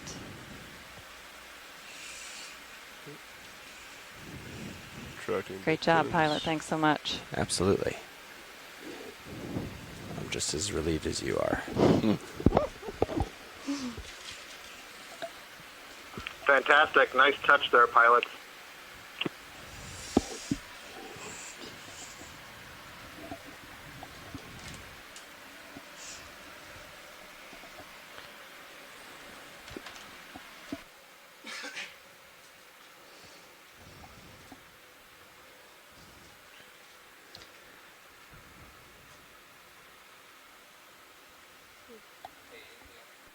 Anything else in the immediate vicinity before we take off?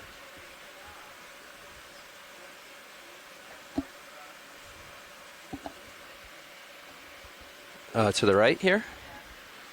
Well, I can just nudge it real quick. Watch lead, nav. Want to confirm, are we marking that last specimen as a bio You're still or a ramped up. geo? Still ramped You're ready to go. Great. Roger that. So spec 01 bio. And I'm looking down at you at 87 right now, and I haven't moved in a while, so we should be pretty good here. Great. That would be port inner.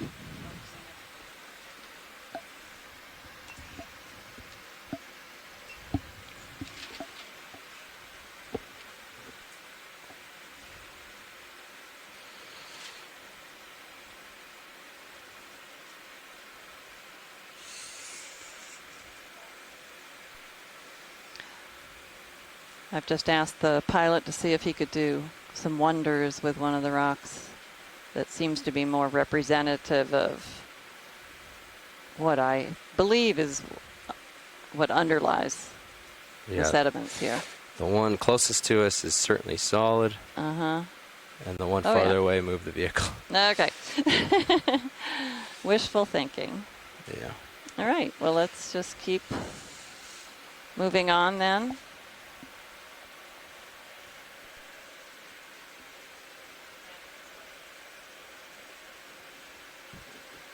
Go ahead.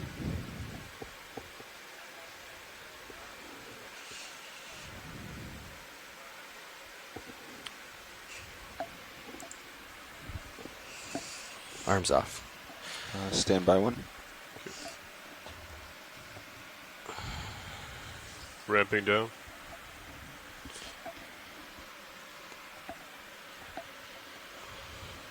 Okay. Hydraulics are off. Or they're not ramped up. Great.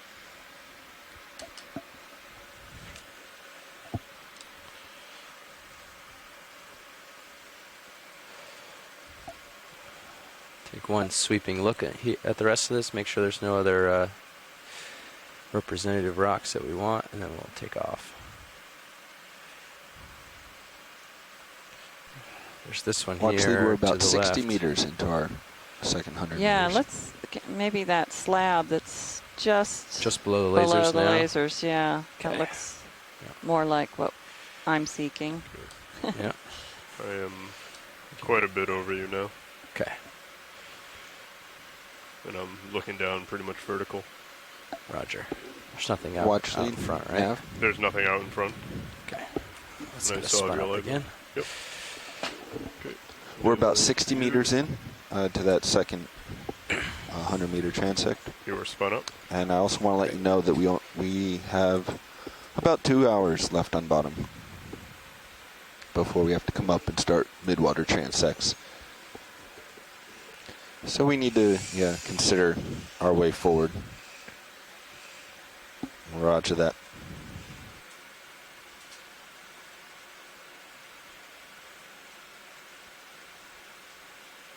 That didn't seem to move, but I'll give it another little nudge here.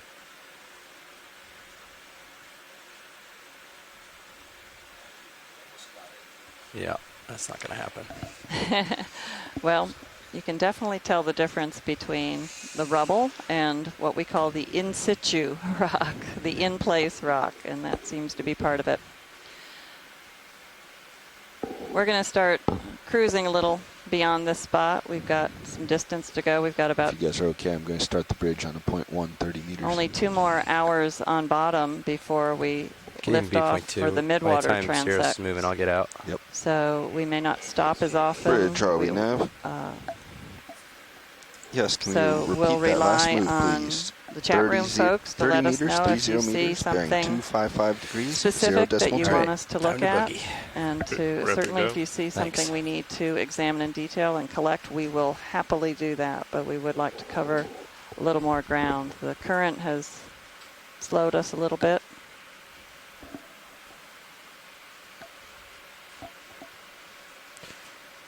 Just the interesting coral and rocks have slowed us.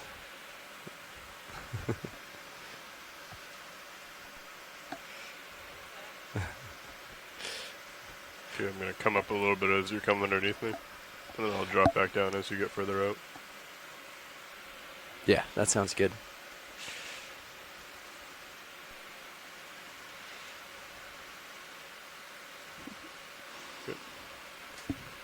Good copy. Move is in. Just making sure this is more of the same. I'm going to go ahead and follow you up. Okay. The camera. Sounds good. Yeah. More of the same. I'll keep rocking.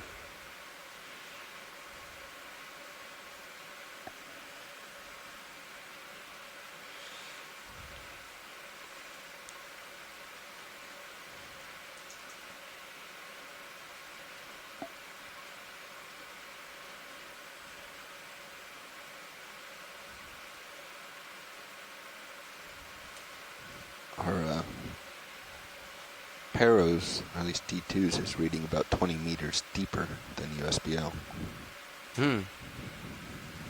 Interesting.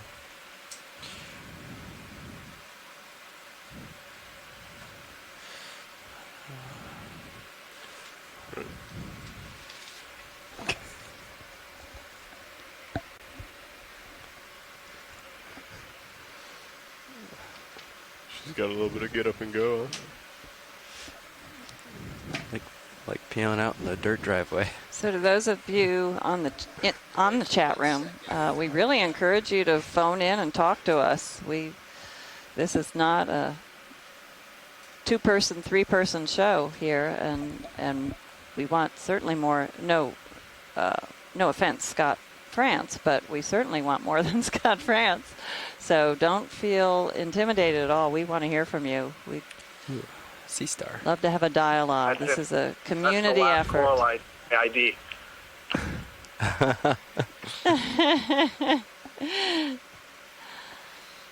All right, so we've got a fish on the right, another rat tail, and we have a nice sea star.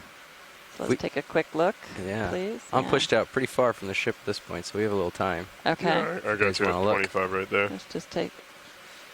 Oh, and the fish first, although Oh, we've seen these fish several times, You want I the think. fish first?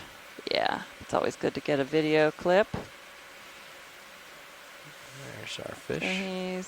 So oh, don't blind him. I missed. So again, these laser beams are 10 centimeters apart. It's moving at us quick. So he's not even a half meter long. It looks maybe a half meter long. Kill those lasers. Nice, Coming nice off. shot though. Laser are off.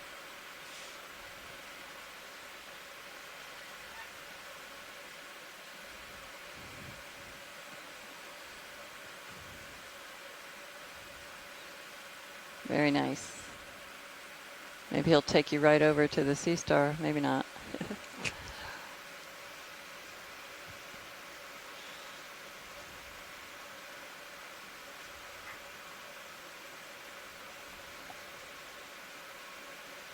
I feel a dance video coming on. All right, we can go find the Sea Star. Yeah. It's over this way somewhere. Come on out, video. Hopefully I didn't lose track of our Sea Star friend. Did some backing. Goes out this way.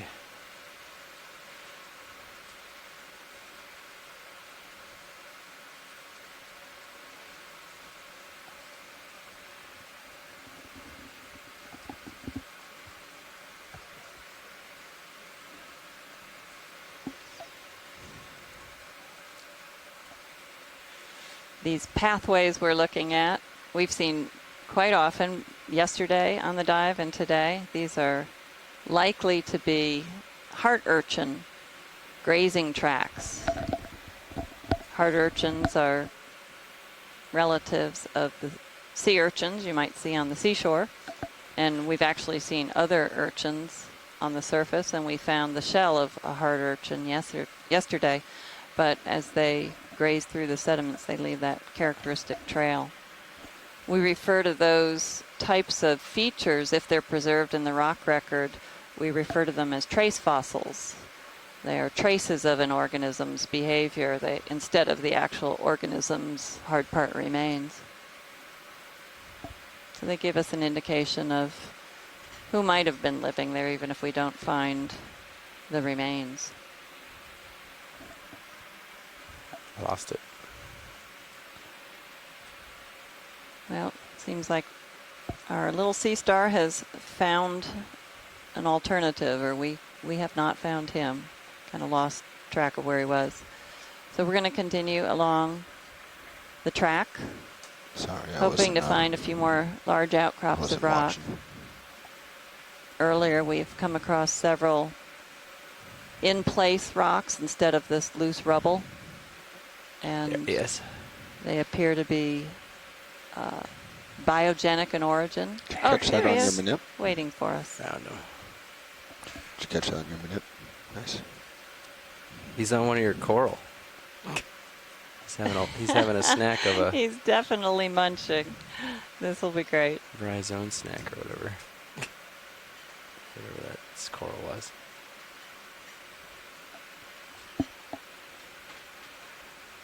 So one of the advantages of having video of these organisms is that instead of just having a still photo, we get to observe their behavior. Come on in. Not that he's too mobile right now, but it's a very interesting view. Is that one of the bryozoans? Oh my gosh. No, I can't tell. What's he feeding on? Can any of the chat room folks? Must just be closed polyps. That does look like it's feeding on the bryozoan. I'm so sorry, Megan, to have you witness this.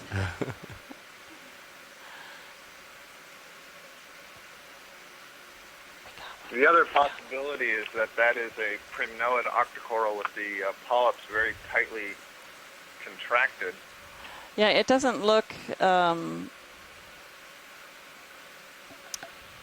it looks different to me. Earlier, we zoomed in on that stick, and we thought, at first I thought it was a bryozoan, and when we got closer, we saw that it was an octocoral, and that was likely in the family Primnoidae. We do know that there are some unbranched primnoids from this depth in the North Atlantic, and this could be one of those, but all the polyps retracted and curled up against the skeleton, which wouldn't be surprising if it on. And this particular sea star is known to feed on octocorals. And Nolan Barrett, thanks for telling us. It looks like a Circeaster. We saw one of these yesterday, and I believe that genus has also been observed in the Gulf of Mexico. Set to go when you are. Let's get lasers on the way out here. Lasers coming on. Just bring up bank 1 real quick, make sure they're on. Yeah, there they are. Lasers are on.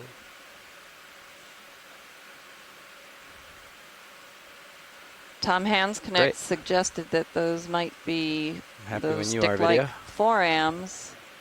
I don't think I would agree with that, but we'll never know because I don't think we're going to get a sample of it. But you very have hard to tell unless we had it in hand. From your starboard side. But thanks for all the ideas.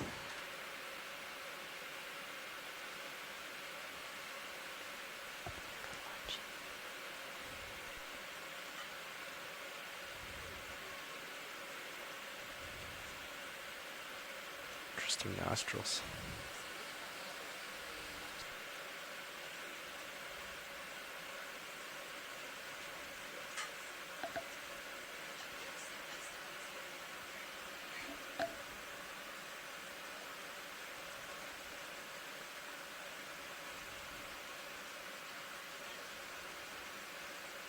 All right, go ahead. Out video.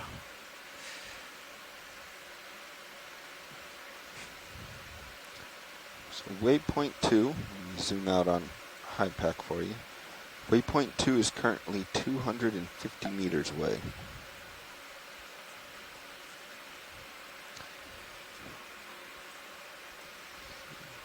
Yeah.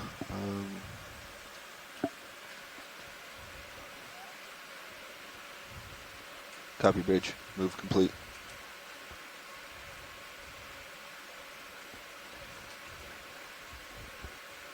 So we're still waiting on the depths of our transects, but based on my estimates, we have about an hour and 15 minutes left on bottom. If we, with 250 meters left to get to the top, at our current speed, it will take 41 minutes.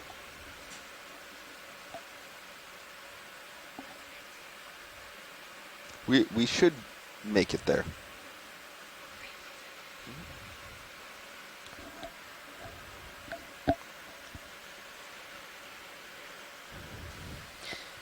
And watch lead, wanted to let you know we're right about our 100-meter mark.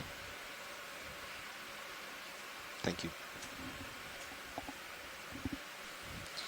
So Cheryl is back from lunch here. we're just checking in with Nav, and we have about an hour and 15 minutes left on the bottom, about 250 meters left to go to the top of this feature, and we will most likely make it to the top of the feature. But we also have just passed 100-meter mark again from the last. Was this Bridge, are we now?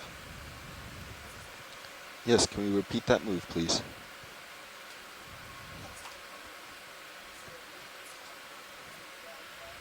We're currently at a depth of 3,390 That's right, good copy, meters. Bridge.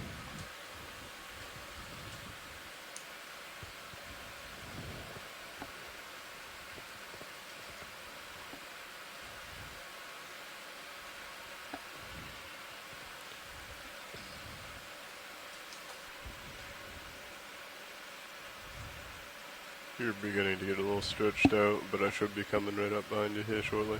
Okay. Thank you, Bridge.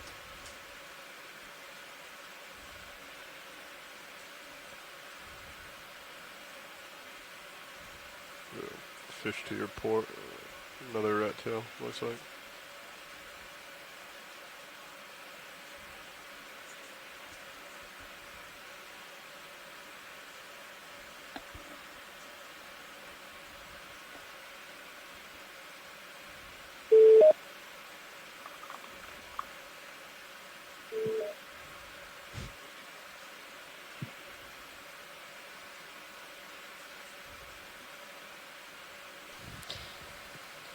Hello, do we have some new people on the line?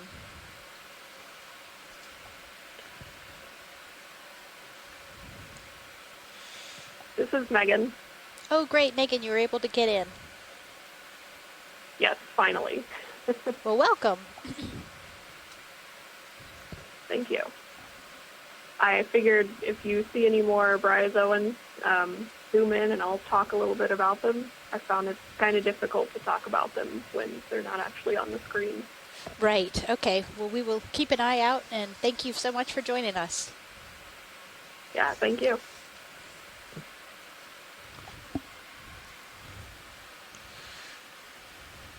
Oh, it's probably too big. Anyways. Should I give it a skid nudge just in case? Looks like we have a larger rock here and maybe a couple of sponges growing on it. A brittle starfish behind it. Just give it a little tease. What's going on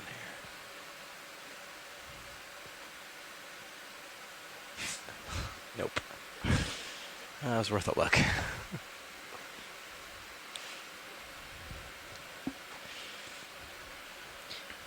It looks like Shirley Pomponi might be online also. Shirley, are you there? Yes, I am. Oh, that's great to hear you. Yeah, I understand it's a sponge-rich area that I just missed. We've seen a lot of sponges today. And we have a couple of small sponges here, but it looks like in the distance we might have a rock, a larger rock. That looks promising. It does look promising. Yeah, it does. So it looks like on the center screen now, it looks like there might be some kind of spherical sponge as well. But yeah, that larger rock looks promising too. Any Good to be idea? joining you. Any idea what the spherical sponge might be? Yeah, I'm not sure because we just passed over it. That might be one of those geodias that we're kind of interested in as well. But this, that's you want me to follow you around the rock. the report? The rocks we're heading towards look very interesting. They're covered with sponges too. Yes, okay. I think I'm tugging We'll on get you a anyways. really good look at some of we're these starting sponges to here. Tighten up.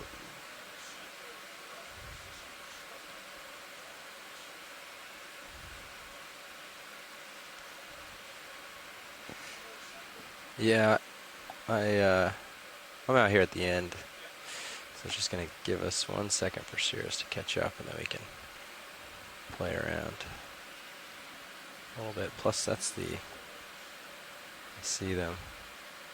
There's one right here too. We can try for this one. Come on in real quick. Just see if these are octocorals or bryozoans.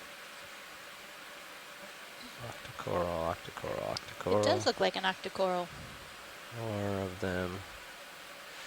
Scanning over. Oh, and there's a nice sponge. Is that a good one? Oops, a little dust. It'll blow away. There's plenty of These are current. definitely octocorals. I think these are the primnoids that I was referring to earlier that the sea star may have been feeding on. Put the current right on a weird spot. I'll have to look it up. Less noted before. I think Oh, I it's have a the little room. genus Come on out, Paranarella video. or Paris. Just gonna get myself set up a little better in the current now that I have some Seamounts at room about to wiggle my tail. 500 meters depth. Okay. So a similar depth range.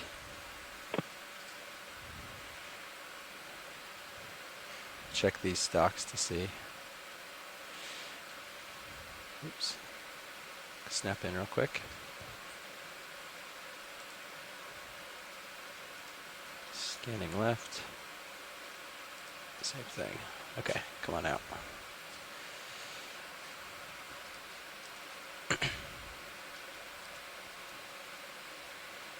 Alright, we're gonna go over and check out some of these cool sponges. Go ahead, Bridge.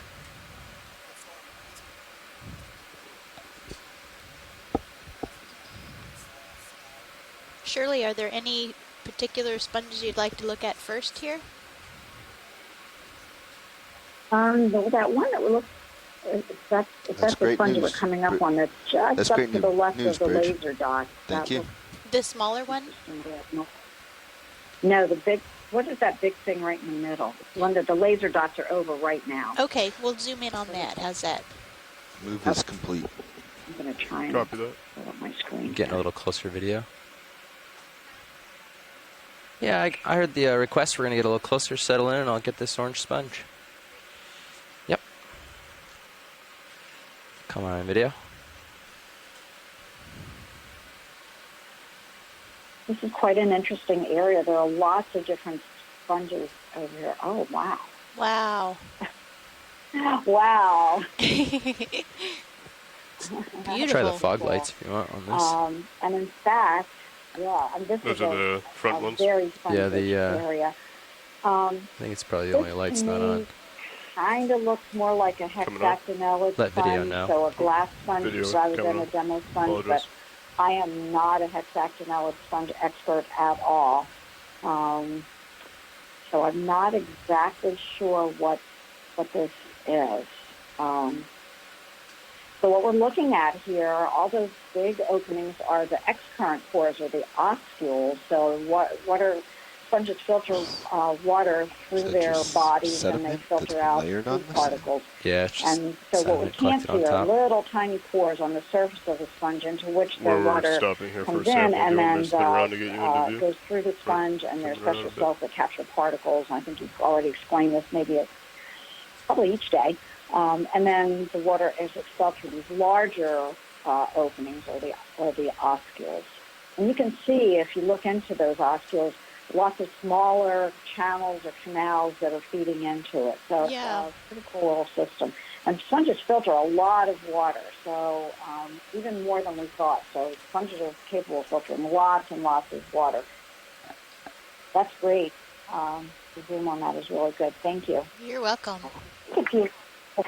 When you zoom out on that, just to the lower left, it looked like there was a smaller, kind of bluish green sponge as well, so much smaller. I'll kind of track over there, see if we can find it. The encrusting looking sponge? Yeah, just there, over to the left. Yeah. We saw one that looked fairly similar earlier on the dive. Yeah. It really is a very sponge-rich area. So these are, again, here you can see maybe even a little bit better some of the in-current and X-current pores. But just in this image, in this screen, I'm seeing probably 4 or 5 different species of sponges. Wow, that's very high diversity, Yeah. isn't it? Yeah, just in this one small area. Because then also in the upper left, we're seeing some like that roundish sponge. Again, probably a hexactinellid or a glass sponge. And you can see like a little, it looks almost like a little straw, say at about 9 o'clock on this image, kind of to the center, but just to the left of the bluish sponge, it looks like there's a little tiny tube that's that we can Oh, yeah. actually have enough. Yeah, yeah. And that's probably a demo sponge. We saw some of these when we did the work in the Pacific as well. Can you push that close contactor button? Wow, that's interesting. And then Yeah. there's keep pushing the power Earlier, control Chris until you Kelly get the had green back. suggested maybe this bluish type 1 might be conolasma. Does that work for you? You know, I hate to put names on these things, and we just did a study on a mesophotic area in the southeast, southwest Florida shelf, and Why do you looked think at we all lost these that? things that we called red we crust. accidentally hit that the obviously relay, we're just calling pushing two or other three different buttons. things, and it turns out there are about 10 different species. So I really hate to even put a name on it. I don't even want to put a name on this. Yeah, I hit All right, video. I think we've got a while here. Let's see if there's some other sponges. I'm not even sure that this is a hexaconellid. It could be a demo sponge. sounds like we have a lot more to learn about sponges. Yeah, a lot more to learn. And there's a major effort that's underway. Oh, and look at that thing over to the right. Okay, at about 4 o'clock. Oh, yeah. With the the bubbly looking one, or the one with the oh my gosh, I'm just looking at this whole area. As you There's like spin around, lots of different you may things want to here. also very, very rich area. increase your This is altitude, awesome. because now you're So which is the one that you were drifting excited into about the over slope this on your direction? starboard. Just below the After that. laser dots right It's really easy now. to get Now in it's trouble. over. Before you know it, now Sirius it's is at sliding about backwards 7 up the hill. o'clock. Go back a little bit. The fuzzy looking one? Yeah, go back down and over to the left. Coming up. On the okay, left right. side of the 7 tap, just on the edge. There you go. There you go. This fuzzy guy, yeah. Okay. Okay, very cool. Okay, so that looks to me like that's a demo. Looks very much like a demo sponge. Oh, very cool. So this is one that is probably a sponge called geodia. It's called geodia because I don't know if you know the geodes are, so the geologists do. But if you open up this sponge, it has a very thick cortex of very dense, delicious spicules, and then a different kind of consistency interior, so it looks like a geode. And all those projections are spicules onto which kind of sediment has accumulated. So these geodias are fairly common sponges in the deep sea. And then just up to the left of that is a little white sponge that's or a glass. And in fact, what we might be seeing here with this geodia are actually two individuals, because it looks like there's a little one just underneath it as well. Okay. Great. That's here. Before you leave, when you pull out, you'll see on the right side of the 7 patch that's ringed by the rocks, there's something pink that might be a sea pen. Yeah, I was noticing that. Shirley, And if Megan wants, I see a couple of these bryozoan sticks. Yeah, that's interesting. Yeah, there is bottom left right now is a bryozoan Yep. stick. Bottom left. Shirley, are there any of these sponges that you would like to take a sample of? I think that if we were going to collect anything, it would probably be the geodia, only because that's one that we've targeted to think about, like population genetics work that we're doing. Although this is not, it's not really the species that we're looking. The one we're looking for is one that looks like it's got kind of like pimples or bumps on the surface. All right, you come back in. So I would say at this point, no. Let's just. I think we'll be able to identify that one. Okay. We have a sea pen here.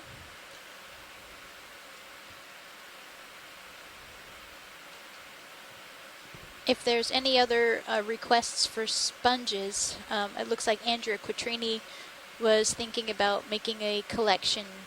Andrea, can you let us know which one it was, which species that you were eyeing? All right, video, let's come out so we can figure So out this what they're is an looking for. interesting view of a sea pen from the back side, or what they call the dorsal side in the sea pen, the Pennatulaceae world. And it's an octocoral, and you see that bright white line is the single internal skeletal rod, and around that is the fleshy polyp, and you can see it's anchored in the mud. And I'm delayed, so I'm going to stop because you might be moving to something else.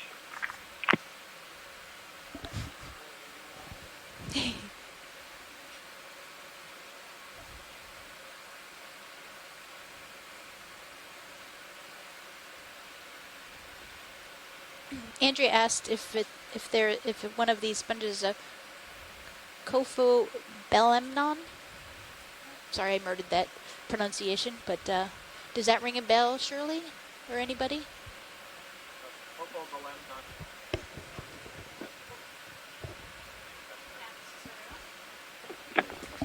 Go ahead. So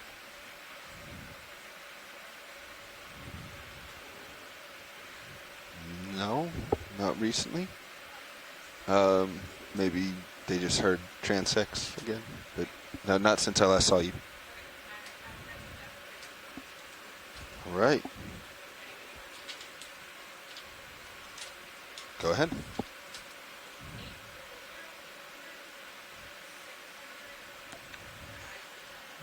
Are we feeling pretty good about this area? Should we move on, or? All right, 86543. I will let you know that that is going to delay us a little bit on recovery. Up on the top of the rock there, Let me rephrase. We're going to lose a little bit of extra time there because we'll need an extra chunk of time after the 300-meter transect Yeah, we're going to go around get the so ship I can in see position. the central disc, maybe. So typically we can kind of get oriented as the vehicles are coming up, but if we can't do that until 300 meters, the vehicles hit 50 meters a lot sooner than the ship is set up. So they'll be, for references, I did 15, starting at 1500 and then every 300 up to 300.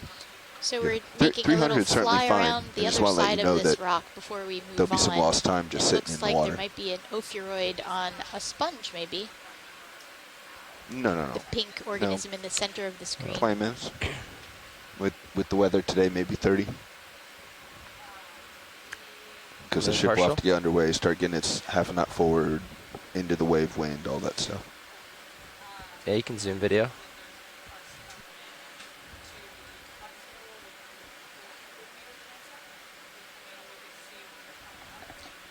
That looks more like a persingid than a ophiuroid. But it is an ophiuroid. It is a burl. Okay. Yeah, sorry.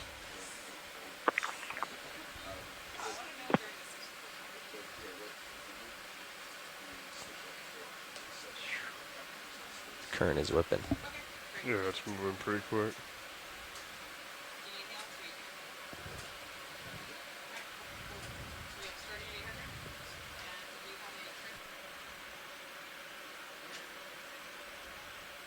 Okay, video. Thanks. One last thing. 10 minutes for each transect.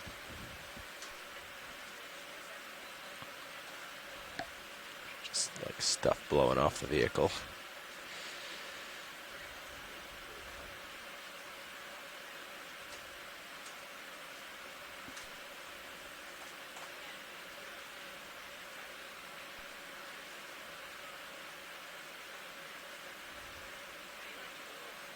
Let's kill those front lights. That's going to make it worse. Lights are coming off, video. Thanks. Lights are off.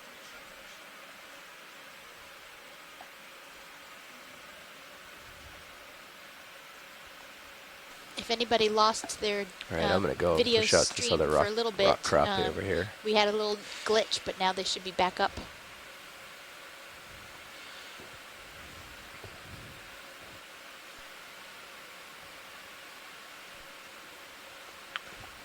You pushing forward again there, pilot?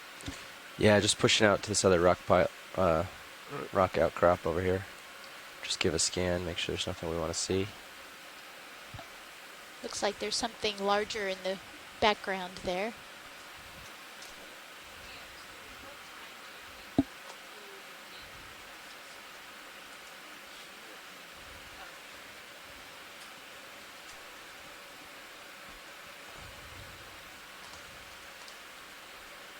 And another larger sponge.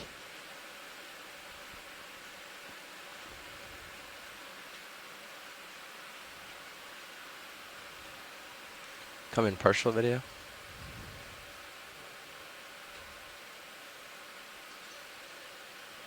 Yeah, it would be good if we could get a closer look at that. Yeah. Mm. Wow, that's really interesting.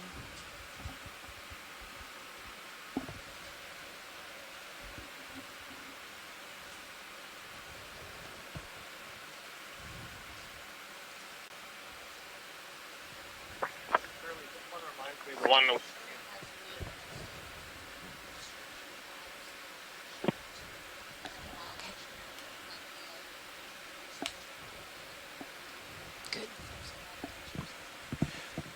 We can zoom in closer to this better lit spot here.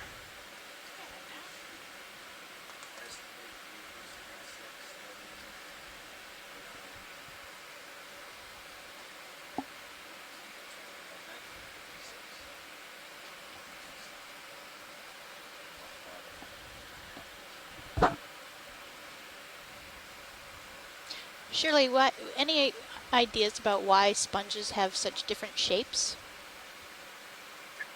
Oh, gosh. They've had over 600 million years to evolve, and there are close to 9,000 different species, and they've been, they're adapted to lots of different habitats and environments. A lot of times when we see these fan-shaped sponges, they're oriented so that, kind of into the current to maximize their ability to filter out food particles. This one's beautiful. It's really, really pretty sponge. Again, I honestly can't say whether this is a demo sponge or a hexactinellid. It looks more hexactinellid to me than a demo sponge, but I'm just not sure. A lot of the ones that we saw yesterday, I think, were these sponges called Okeanos, kind of a fan-shaped sponge with a very obvious base or peduncle or stem or stalk, and then veins running through, what looked like veins running through, and those are just groups of spicules or these microscopic siliceous skeletal elements that provide structure. This looks really flimsy, like it's kind of like moving back and forth in the current that might be caused by the thrusters on the ROV. It's a big sponge, but in terms of like different shapes and sizes, and no, I mean it's a very diverse phylum with lots and lots of different body types, feeding strategies even. Oh, that's so interesting. Thank you, Shirley. So, Shirley, I understood you couldn't hear me well before. Hopefully you can hear me better now. I was suggesting that the close-up on that sponge, it reminded me a lot of the one that we were seeing in the Pacific that had the anemones growing as associates on it. Yeah, that's true, Scott. I agree with you. And then I noticed also on that one that it looked like there were like kind of little star-shaped patterns in there, and I'm not sure what that was. Now this is, oh gosh, there's a couple things there, a few things there. What is that kind of grayish encrusting? Oh God, at least three different species, four different species in this, just in this image. Wow, that's amazing. I don't think I've ever seen anything like that brown one with white spots. Yeah, me neither. That's a beautiful squat lobster too. Oh yeah. So squat lobsters are another group that are quite diverse in the deep sea.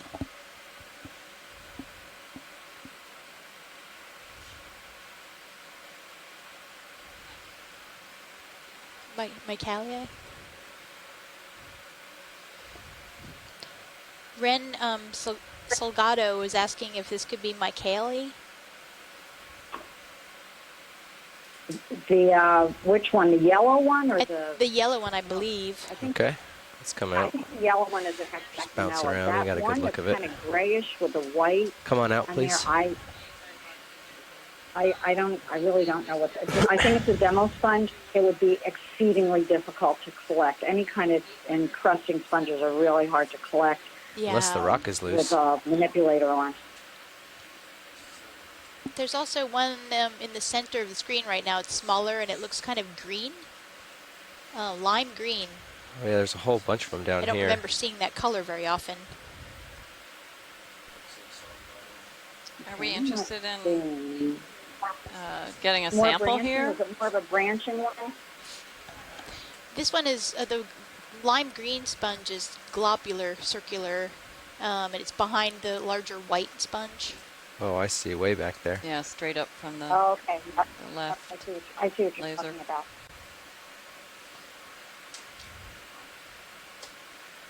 Are we thinking we might want to get a sample here? We could also get a rock sample Come on in, as an video. associate.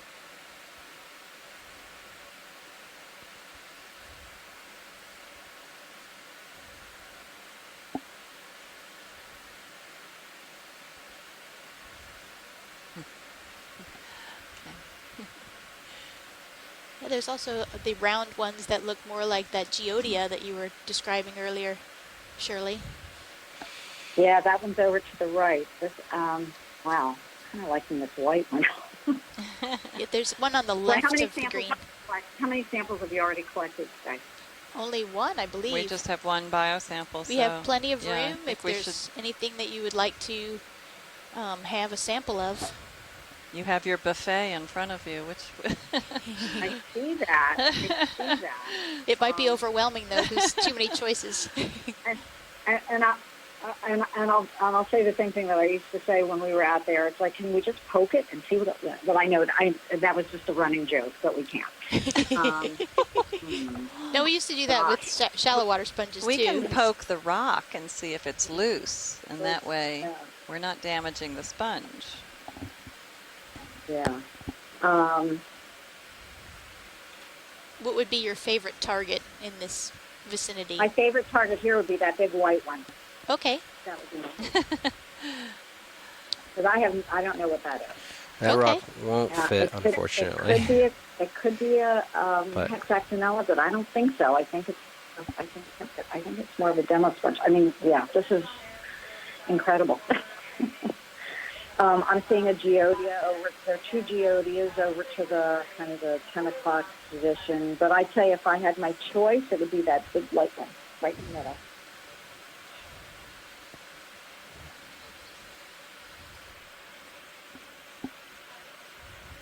Go ahead.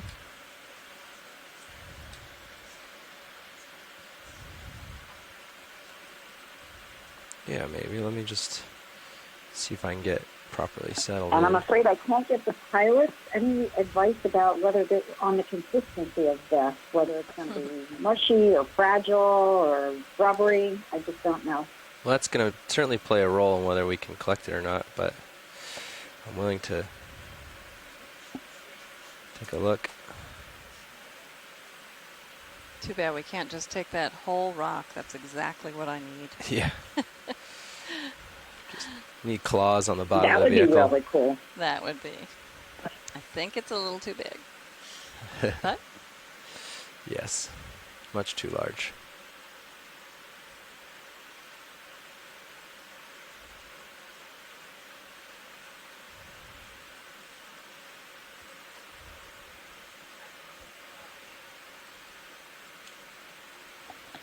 Yeah, go ahead. Watch lead.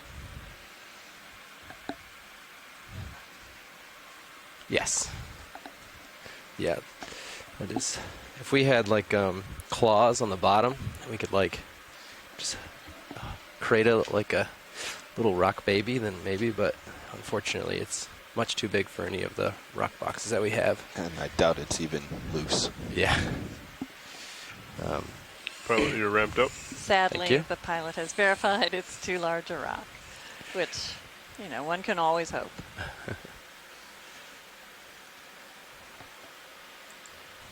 Shirley, while they're setting up to collect the sponge, would you be able to tell us a little bit about the potential pharmaceuticals that are found in sponges? Sure. So we've been doing work for would you like to aim for a starboard more than bio 30 box years, this time? 35 years, and other Or we groups have one sample on the started port, or do you want to go to the port outer? We can go port outer. early 80s, looking at Depending on what it takes to get this. If I get a good chemicals chunk of it, produced by then marine plants and animals that can I got a good develop grip, into then we can drugs, go port. primarily But to I treat imagine cancer, but now Copy that. expanding that to look at antibiotics, things to treat neurodegenerative diseases like Alzheimer's, and And what we found some really interesting chemistry from sponges that All right, live video. in Can you just give the us a sea as partial well. zoom So, real quick? again, Just want to learn a bit about the thousands texture of of different this species sponge of sponges, almost before we go 9,000 grabbing different it, species of just to know sponges. what to You can expect. expect that they're going to produce different So it chemistry. is And the squishy. chemistry is really related, I think, to what they're not going to produce chemicals that they don't need. We call them secondary metabolites. Seems They're if you not push hard enough, needed they'll for like pop primary out like functioning, a. but help them off? in some other way to survive. I don't know. Okay, good clicking Probably it. not, Oh, but- looks cool. Looks very good. It's very squishy. And I don't think it'll peel off. I think I'll and just so like it's not tear it so up. far-fetched to think about why but- First couple sponges don't pumps, get it looked like cancer. it, In if you the pushed hard decades enough, of it would work just. that I've done on sponges, Yeah. I've never found a sponge that has tumors in it. And but I don't think that they produce these chemicals as cancer-fighting compounds for themselves. I think they produce these chemicals. These are chemicals that are produced to prevent cells from dividing. And when you think about it, these sponges are living on the bottom. They can't get away from predators. They Little can't ship get roll. away from things that are trying to grow over top of them. And so what they do is they have a chemical arsenal that they use to protect themselves. So you can think about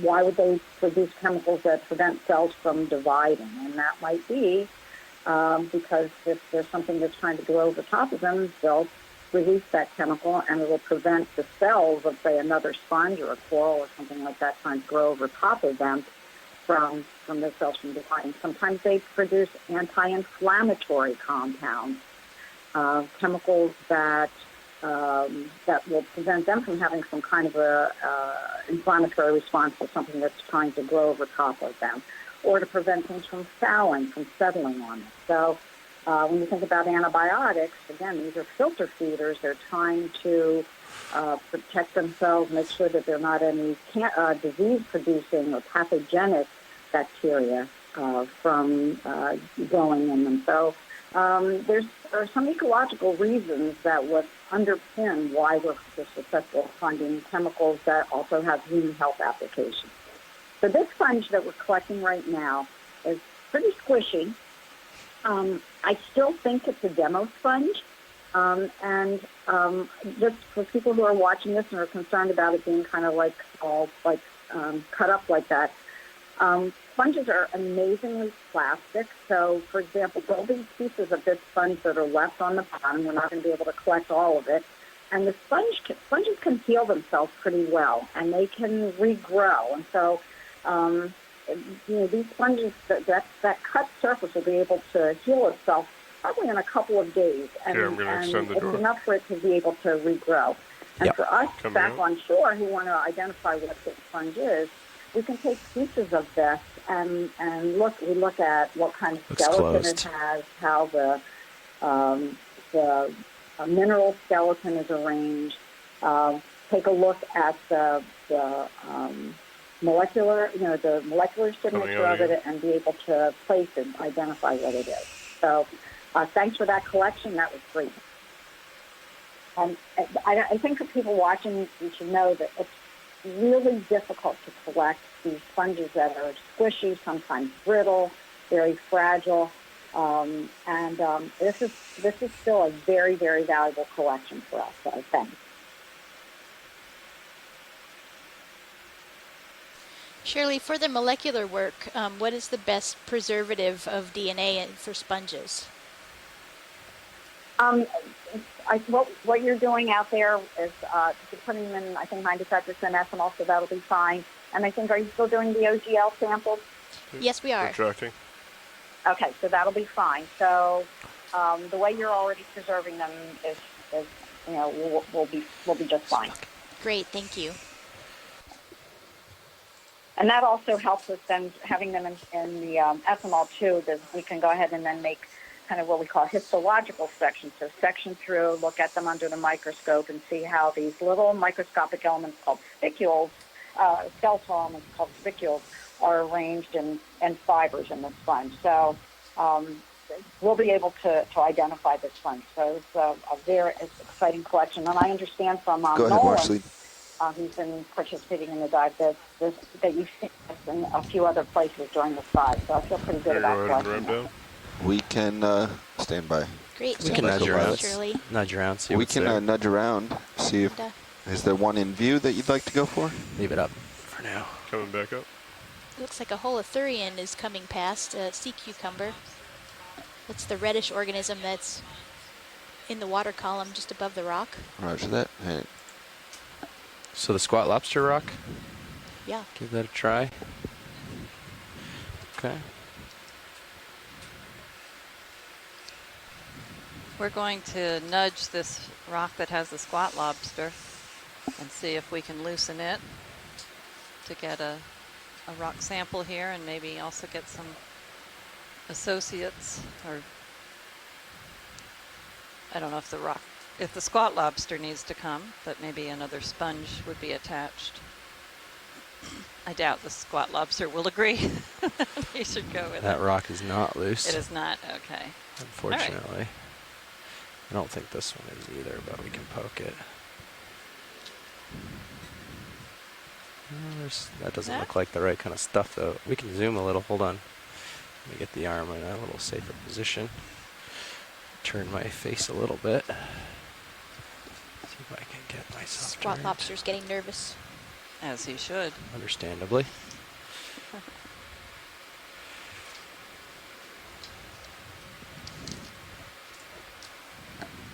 And while they're Can't tell. setting up for That's this rock collection, just an any sort of rock update we on wanna our bottom time. it's we the one have with about the an hour and a stuff on half top, left. the We're white going to have and to leave brown the on bottom top. a little bit earlier than we thought so that the ship can set up for recovery after the midwater transects. The other rock, the rock that's loose, we can't even see the rock. It's that stuff with the brown and white encrusting on it. I'm not sure that it would be useful for a geology collection. Okay. So co-pilot, What is going on?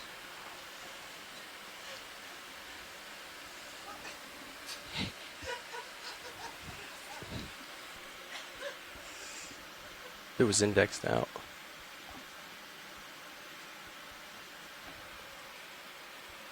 I didn't touch the button. I went to set it here. yeah. I don't know what's going on with that.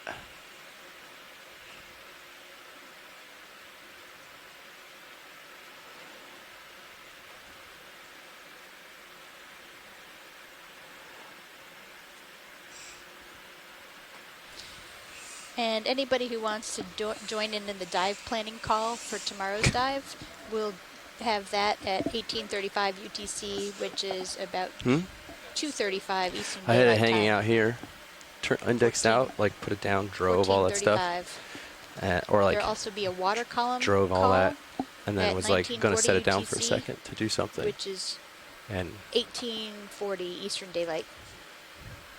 And then for those wanting to watch the midwater transects, those should start What I at was going to say to you is, 19:55 UTC, even if you don't pull up mini Zeus or on the screen 15:55 during Eastern sampling, Daylight Time. it's probably still a good idea to try to take control and point it at a bio box so he has that view from above to And confirm. how do I do that?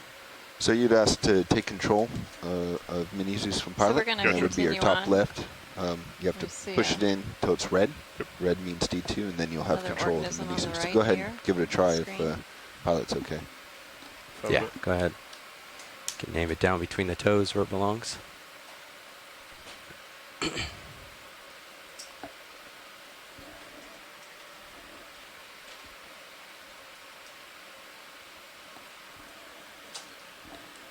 I don't think so.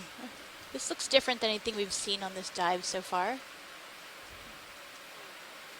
Looks like And another sponge what am I in here. driving it with? The upper left joystick? Yeah.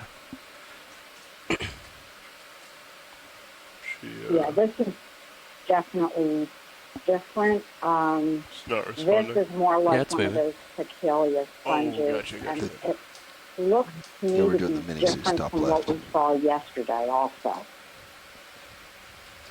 So you think it's similar to what we were seeing yesterday? Similar, but I'm not sure Generally, it's that the point's same. right between the toes, Okay. or just at like the edge of the toes. But as he's sampling, it would be helpful to bring it over and kind of get that view. So for now, you can pan right again and tilt up a little. So this is what I was talking about, where you could see that, like that peduncle or stalk. So a narrow base of attachment to the rock, and then this big fan shape, and then A few more degrees usually even, what just we kind of get see the are edge kind of the of toes in. veins or tracks of these silica spicules that form, they look vein-like, that have to be pushed to keep its structure. And then to do the camera It's really in the beautiful. monitor to the right, I think this is a Cecalia. you would reach over to the other joy box. Is there any view you want to close up on to determine ID that? 1, so you would click 1. Is there any close-up view you'd enter like, Shirley, down or at the bottom anybody? left. This is an island. It would be good to have. Looks great. And then you should have control of it. Gotcha. Island in the Come in screen. partial right here while they camera, think it's about that. 2, enter.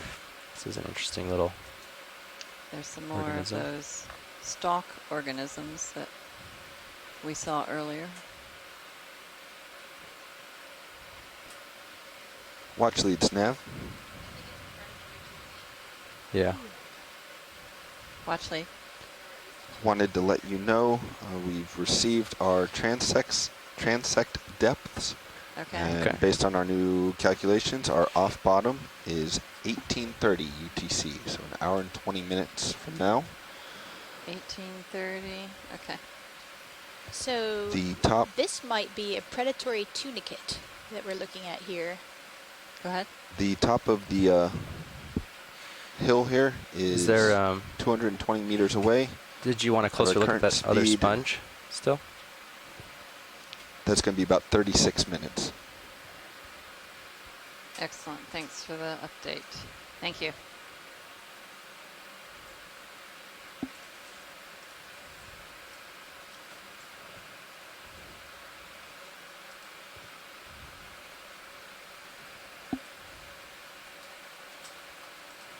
I think the sponge, that smaller of the sand sponges, is very similar, related to that really big one that we saw a little while ago. Mm-hmm.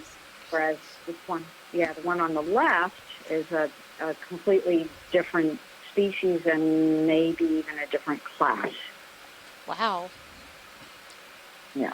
So this is a demo sponge that we're looking at right now. It's probably the genus Cecalia.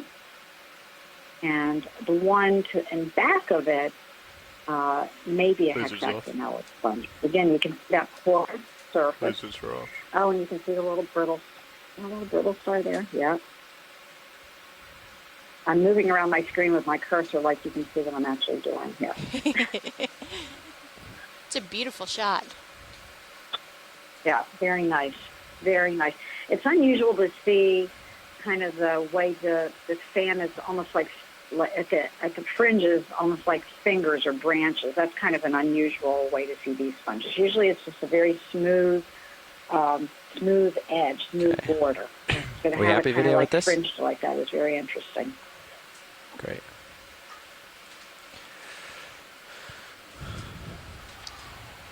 So we've been informed from NAV that we have about an hour and 15 minutes remaining, and we still have some distance to cover if we need to feel that we have to go to the end of the track. It would take 36 minutes to get to the end of our proposed dive. So we're going to keep heading in that So as we direction, keep but going again, forward, I'm as gonna we said turn, before, if to my anyone sees starboard, anything they want us get to back stop line. for, Sounds good. especially Follow you around. collection, Great. or to zoom in on something we haven't seen, please let us know.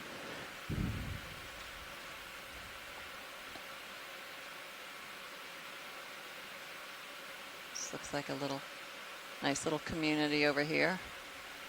Seeing a little more of the edges of the rocks being inhabited by this rows of sponges.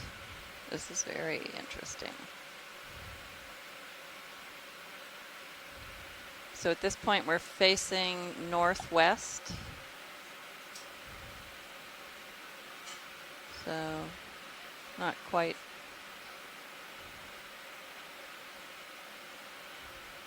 Yeah, northwest.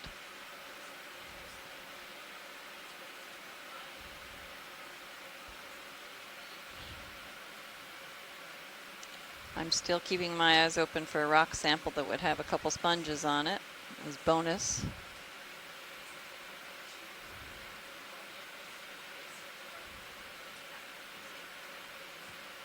Do we want to look at these sponges in front of us? Or the one that's center screen middle? I mean, just up above the middle? I think let's just go ahead and let's continue on the track. Okay. Yeah. This yellowish sponge that's now in the center of the screen, is that of interest? We can take a quick look at that. Okay.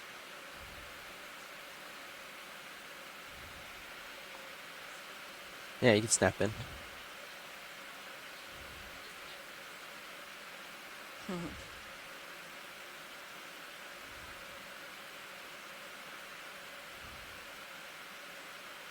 So that looks like one that we saw yesterday. So Scott, that's that Geodia in front of us that we were looking at. So that the Geodia and that the one that looks like it's got kind of like pimples on the surface, so right in the center. So not the yellow sponge. One that's facing us. That's facing us. Right. Yeah, that's this one one here. that we're interested in. It occurs to do some population genetics work. So Shirley, I see this very flat plate sort of facing us, and then there's that sort of grapefruit-sized ball sticking out to the right. Is that both the same sponge? Not sure, but if I had to select one, it would be the one on the left-hand side, the one that's got the flat top. All right. Yeah. Thanks. Okay. Well, we've only got an hour left. If you want to collect this, I'm fine with that. Yeah, let's do that. I think it would be worthwhile to do that because then we could have something from this area. That would be really good. Go ahead. This one should be relatively easy to collect, famous last words. It'll be fairly rigid. We like rigid. The others might come up with it, just as a word of warning.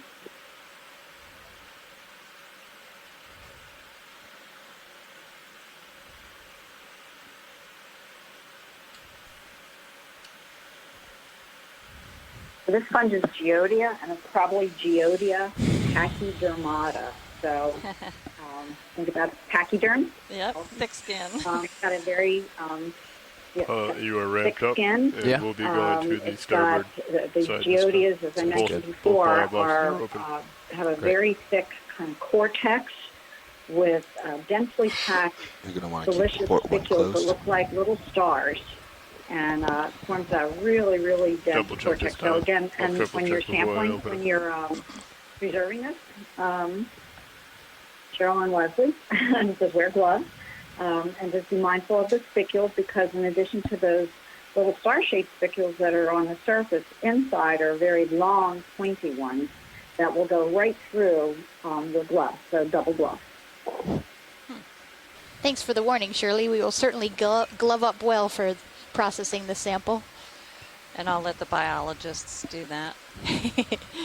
Your rocks don't have spicules, do they? Well, they often do.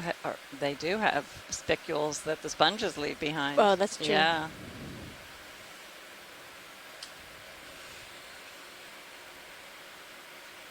So we're kind of interested in this. By we, I mean the sponge community. This is a sponge that is the species occurs throughout the Atlantic, and very little has been done on like how related the different populations of these sponges are. So we're interested in looking at how connected these populations are. We're going to hopefully be able to do some molecular work on these as well. Do you want the front lights on? Would that help So with the Shirley, we shadows? collected Yeah, go ahead. No, I think it's okay. we collected one of Thanks. this genus, I think, yesterday, and it was significantly more shallow than we are now. Would you expect that the species that we collected yesterday is different than this one? No, it could be the same. We've collected these in much shallower waters with the Johnson sea link. So, Oh, wow, okay. in fact, a lot of the work that's been done on them was from sponges that we collected in the Johnson sea link, which went no deeper than about 1,000 meters. Okay. Generally, with a lot of invertebrates in the deep sea, there's the same species don't occur above 1,200 meters as below, so there's a change out in species. Some of the same genera or types of organisms will be in both places, but they're usually different species.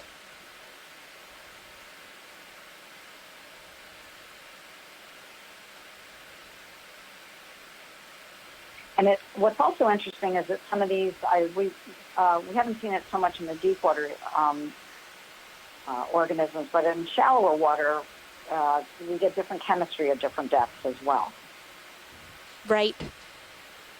Okay. Ready for draw extend? Yep. Draw's coming out. And again, for those of you watching, don't be disturbed about that sponge that toppled over on its side. As I mentioned, the cells are it's very plastic. That sponge will reattach. Draw is out.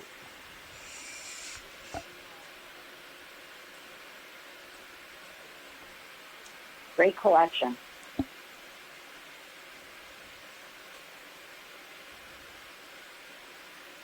Shirley, is there interest in the yellow one that we knocked over? I mean, you said it would probably still grow, but is there interest in collecting it to make sure we know what species that is as a representative of this area? Yeah, I think that. Yeah, especially since we saw that yesterday and we weren't quite sure what it was, whether we were looking at actually two different species or one. It could be one thing over another. So yes, that would be. If we got time to pick it up. Would you like that to go in the same box as the original one, or the one we just picked up? Is it okay to put it in the same box as the one that we just picked up? Yes, it is. You can close the drawer for now. Okay. Drawer That's is an affirmative, closing. pilot. That took 4 presses for it to disable. I guess so. Drawer is closed. Thanks. Do you want me to take Mini Zeus and try and get a better view of that box, or are you comfortable? Yeah, you can bring the Mini Zeus down if you want. Right, Do you know taking how- control of Mini Zeus.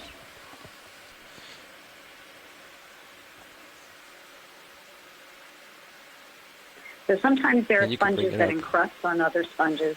And yesterday there was some discussion about whether this is a single species or two species. And there's and I really don't know the answer to that. So, but for sure we'll be able to determine that once we get this sample. And so sometimes there's a very thinly encrusting yellow sponge. Did you see that? I can't remember right now. So I hit it, but it's the in arm the- moved a it's in little the and then family stopped. Biamidie. So it indexed in and then itself encrusts back over out. other sponges, With one in, press. especially in deeper water. It went like So this. we really commonly saw this when we did a lot of our collections It's like using it's the Johnson taking a Sea double press or something. doing some work for the biomedical research program. So, yeah, Notice again, how it'd you be lost interesting to view see in if this is main a single series. species or two So- species. A lot of things to balance during And you don't need to samples. do anything special for the you don't need to dissect these, at all. Just go ahead and preserve it, whole. And then we'll worry about looking at the ectosome or the outside surface and seeing if it's actually the outside surface of one sponge or if it's another sponge encrusting one. Can we put the Mini Zeus up here for a little while once you get yourself situated? And then take a partial zoom? I'll do it. Yeah, here. Right, RVHD2. And then can we zoom in a little? Thanks, video. And then just nudge it left so I can see a little better. The other way. Other left. Just on the sponge there. Yellow sponge. Thanks. That doesn't really help, does it? Okay. It's been interesting for me to compare yesterday's dive and today's dive. Different depths, of course, but both had rocky outcrops on this sediment plain. The difference being who lived on the rocks. And yesterday we had a lot of sponges, but we also saw a lot of the corals. And today we've seen many more sponges and almost no corals. Was that anticipated? I believe it was, but I just want to make sure that that's sort of what was expected at these depths. Can you talk about that? Shirley? Yeah, I can't explain why we're seeing these differences in different populations, different abundances, different areas. Yeah, I don't know. I can't really address that. You ready for the drawer to extend? It's okay to say I don't know, right? Yeah. Coming out.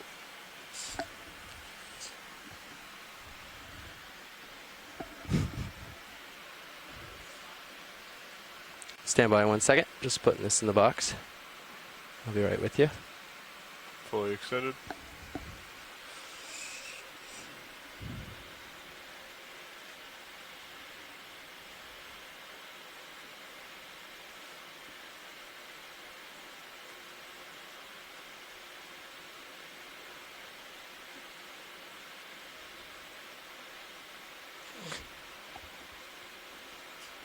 That helped you out. Chunk fell right in.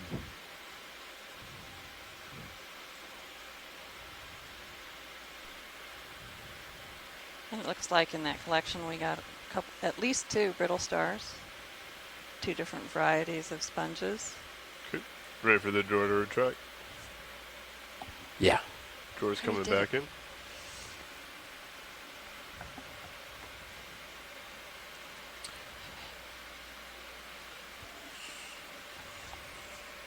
Drawer's all the way in. Okay, watch lead, I'm with you. Sorry about that.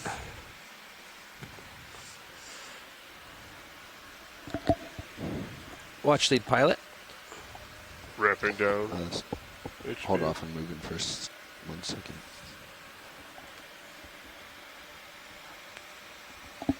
Disabling HPU. Just drop one. Thank you. Perfect.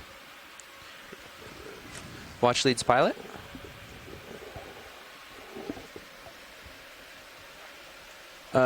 You called me a second ago. Oh, no problem. All right, take this back, center it up for you. Yes. And we're continuing on. Yeah, Bobby? You good? Okay.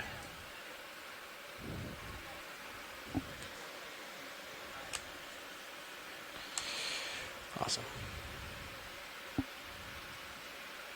Okay, I'm looking down at you at 66 degrees right now. Perfect.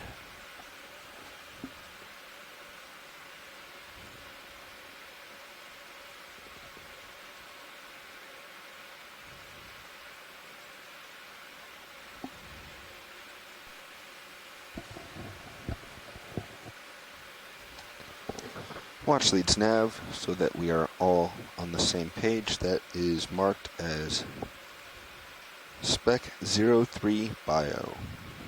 And I'm coming around, heading towards waypoint 2. Perfect. So it will be towards your port. 03 and 04, you got it.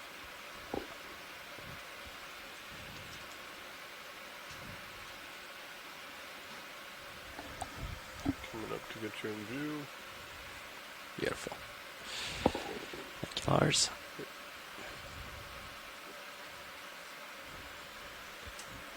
Go ahead.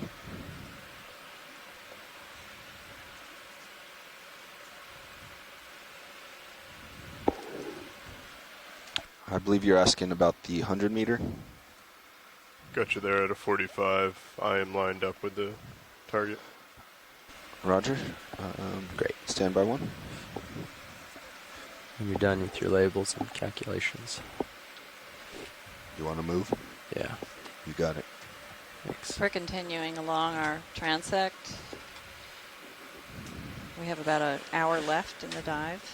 We've now made 4 bio collections. Nice collections, pilot. Some sponges and Do you think the bio boxes will be cleaner now that we got sponges in there? Watch leads nav. Certainly. Waypoint 2 is 170 meters away.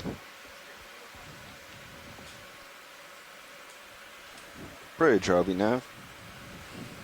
So as we continue along, Yes, can we repeat the last move, please? 175 meters from waypoint 2, the end of our transect.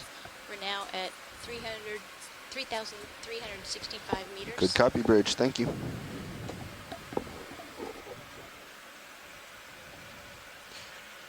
You have to get in eventually. There's only an hour left.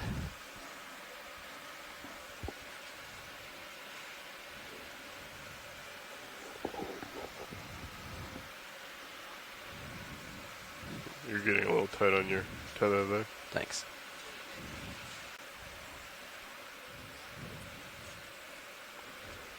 Thank you, Bridge.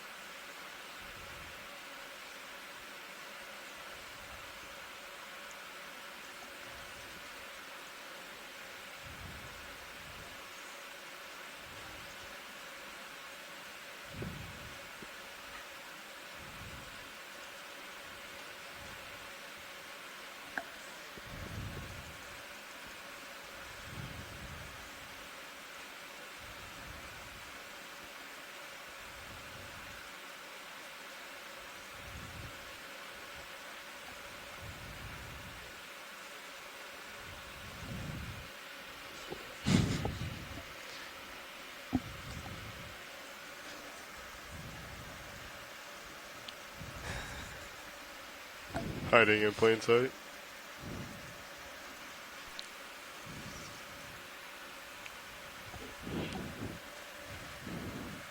If you're just tuning in, we've covered some distance today. What, 300 meters, 400 meters?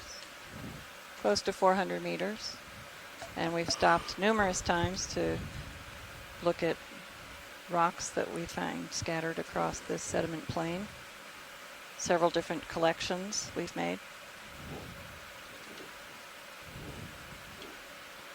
Got you there at 30. We've had some great assistance from our chat room folks. Scott France and Shirley Pomponi have guided us on many of the identifications of these sponges. And we have, what, how many people are also on the chat line? 32 other people are checking in with us, listening along and contributing through the chat room to help us make some of these identifications and also to help us select what's necessary to I haven't sample. seen this yet today. We very much appreciate their contributions. You have a little bit of room to go forward if you want. Yeah, and going back to what I was Not a talking lot, about but earlier, the submersibles versus the ROV. I can also come down a little bit lower if you want to have a little this bit more. is a huge pro of If, working with an if you want ROV a break, is I'll having take all over, of these but experts otherwise in you can finish it out. different fields of biology and geology that can anybody's tune gonna in find and a rock, tell us it's what you. we're seeing, help us interpret what we're seeing, and know what It's up is to you. new or possibly new versus what is more common for that type of organism. Current's killing down, maybe last half hour. Now let's take a look at this. Looks like a Persingid sea star, perhaps? I guess so.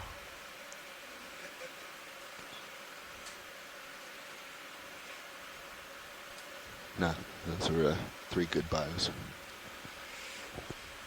Yeah, the samples are in the box. 4 good bios. Hopefully the vehicle's in one piece. 4 good bios, that first one especially. We seen one of these yet today? Yeah, I think we have seen one of these Persingid starfishes today. Okay. Maybe not in this position though, with No, not in the this arms position. curled upward. You want a quick look? We're stretched out. Yeah, Sure, if we can take sure, that'd be great. Yeah, go ahead, video. They're very photogenic. I'll say. We learned from Scott France yesterday that this is an unusual sea star in that it does curl its arms upward into the current, and the tube feet that you see sticking outward help to trap particles that are flowing by in the current. So it acts more as a filter feeder in this case instead of a roaming predator. Its mouth is on the underside.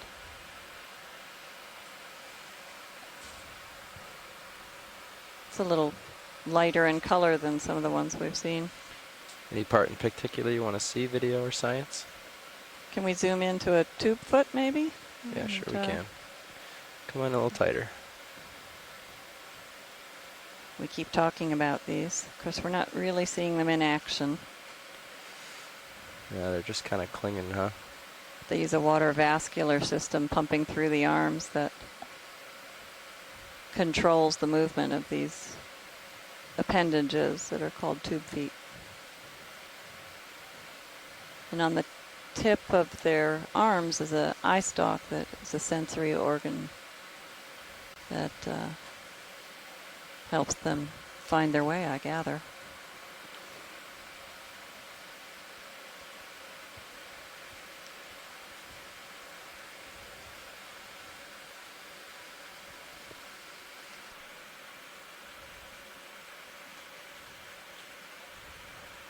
Yep.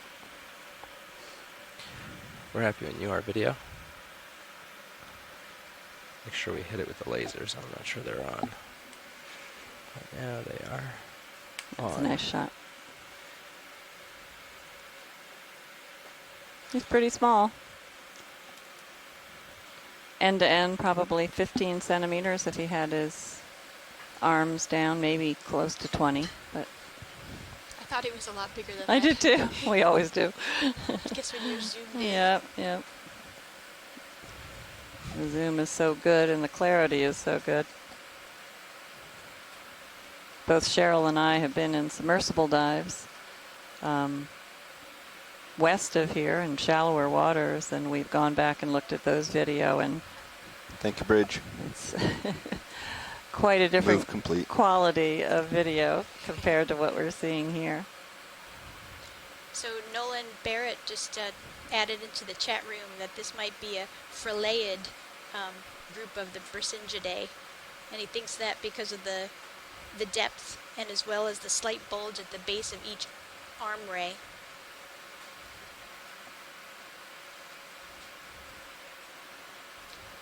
Nolan's on his But sea then star Nolan, stuff lately. was joking that we need to turn on our sea star signal so that Chris Ma might be able to join us and verify.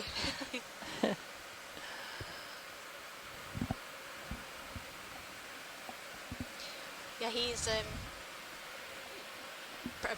scientist that calls in very quickly whenever there's a new sea star in sight. But we hear that he's in Japan now at a meeting, so he can't be joining us like he has in the past, at least this Hopefully week. he'll be able to tune in on a future dive.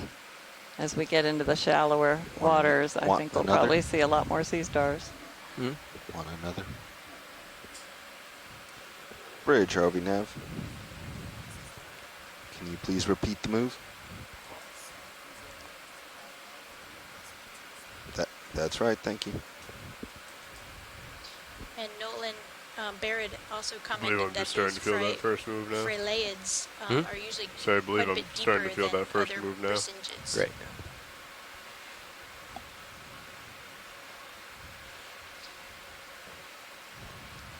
And Tara Luke is actually sending out the sea star signal to Chris Ma over Twitter right now. So Roger.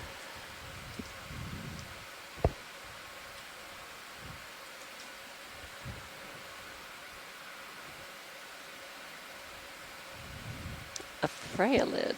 Interesting. I've not heard of that group.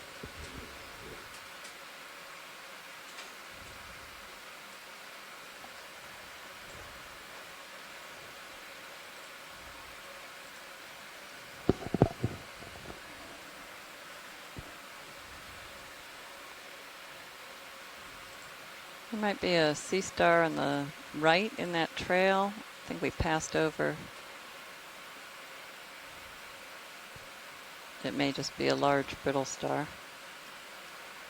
This white one? The white one, yeah.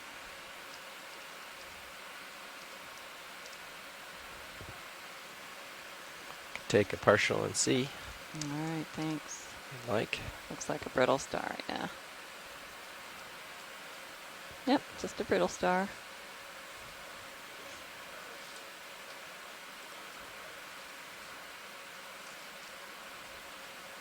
Buried brittle star? Yeah, that's fine. Keep on moving. Hopefully we'll encounter a few more rocks before the end of the dive. I'm not seeing it. We're good, pilot. Thanks. Yep. Moving on.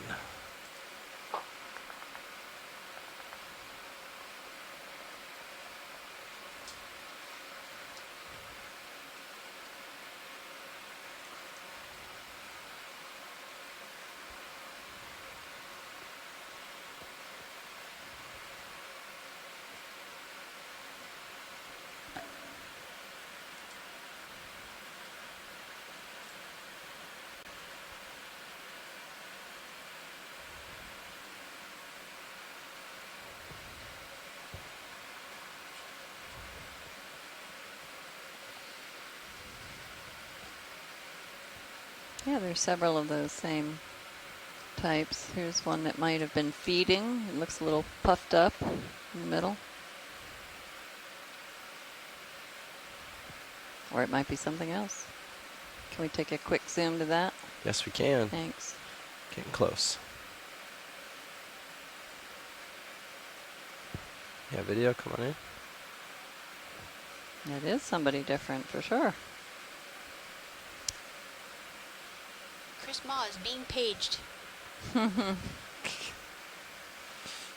a a six-rayed closer. or six-armed sea star. Interesting. Settling Yeah. in.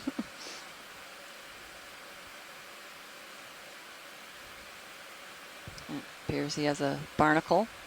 Or maybe he's on top of that other organism that has a barnacle. Or those hydroids, maybe, on. Yeah, I would think so. Yes. Yeah, you want to try to get in tight for that? Yeah, so there's that.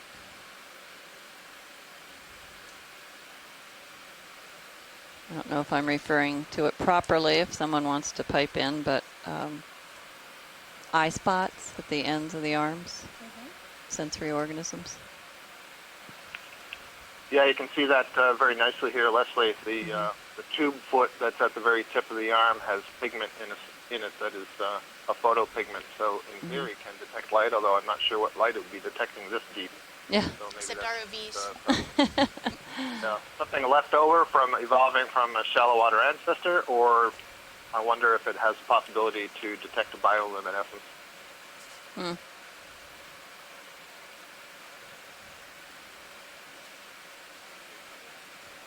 Thanks. Very nice.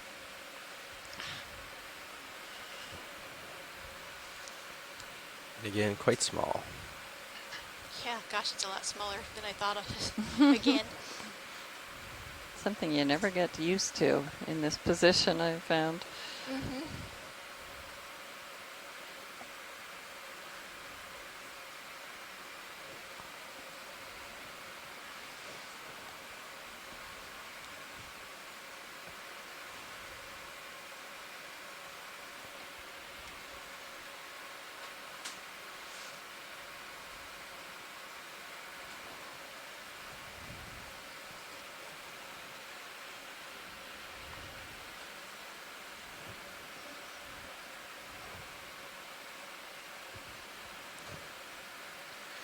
Come in partial, quick video.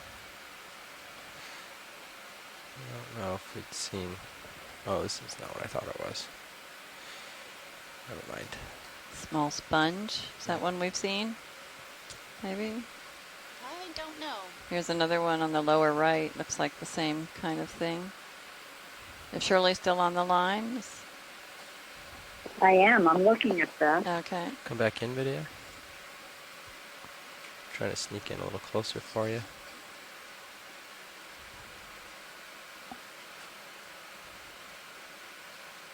Is that another tunicate? I don't know what that is.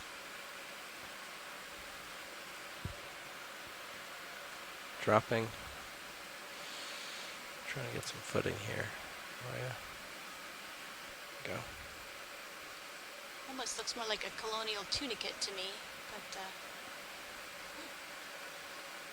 Yeah, it does to me too. It might be an interesting collection. We get a rock with it too. and maybe Actually, I agree. Yeah. I was going to suggest the same thing. Good, thank you. I'm glad to have some support. Let's get the lasers on this real quick. Lasers coming on. It could be a threefer because there's something else on that rock. Sorry, Sure, audio. sure. Come on, a little more video. Okay, we're going to Let's just navigate to do just that.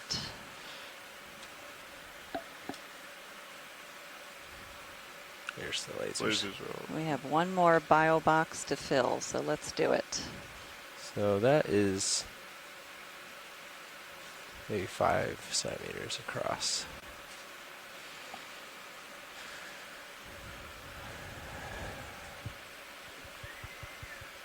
Good things come in small packages.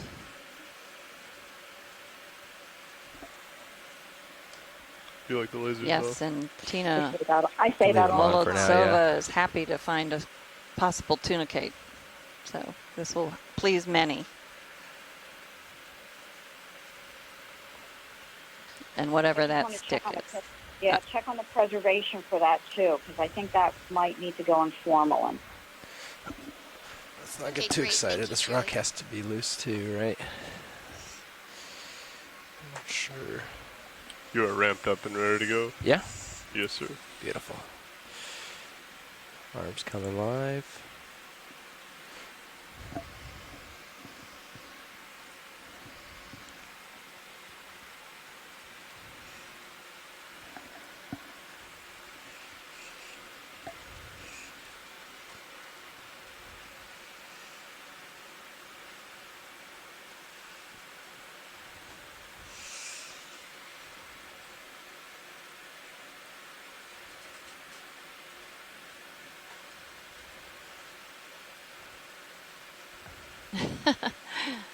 Yes, it's rather small. All right.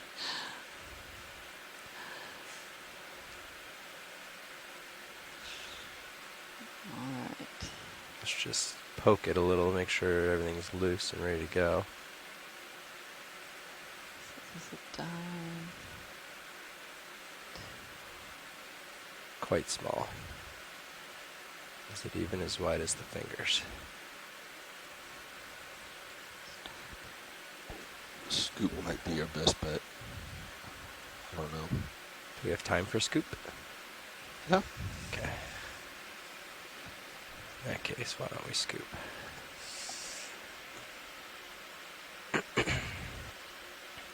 Oh wait, actually, it's a little easier if you bring that wing in till it's right under the fingers where I am now. Okay, take the starboard wing and bring it inboard. Starboard wing inboard, yep. Coming in.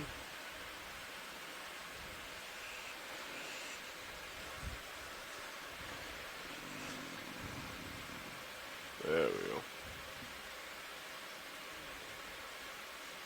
That's good, just so I can see the handle.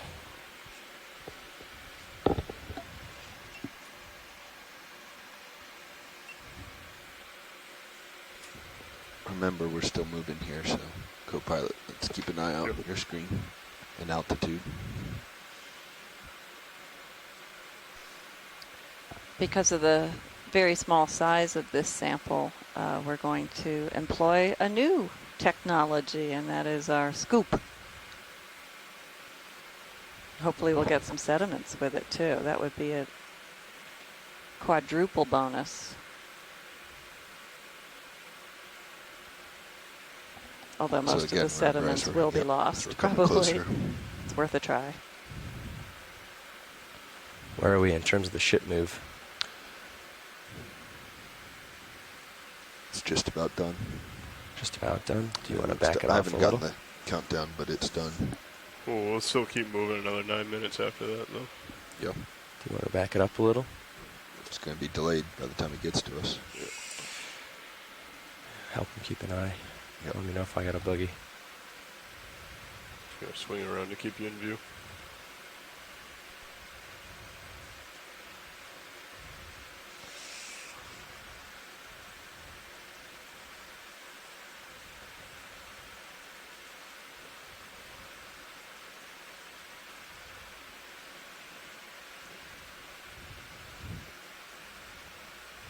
And as we're making this collection, wanted to update you on that brisingid that we were looking at earlier. Scott France reminded us that there are two groups within the Brisingida, well, the Brisingida and the Freyelidae, and so it is correct to call them a Brisingid, but there's actually two different groups within the Brisingids that we might see out here. I don't know how I'm going to get this. I'm port outer. Oh, we're going to starboard outer. Starboard outer. I don't know how I'm going to get this in starboard outer. Yeah.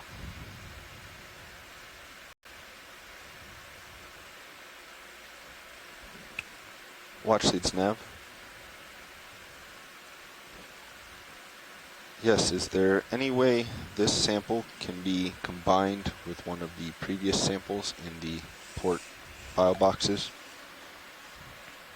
Or is it very important that it stays separate?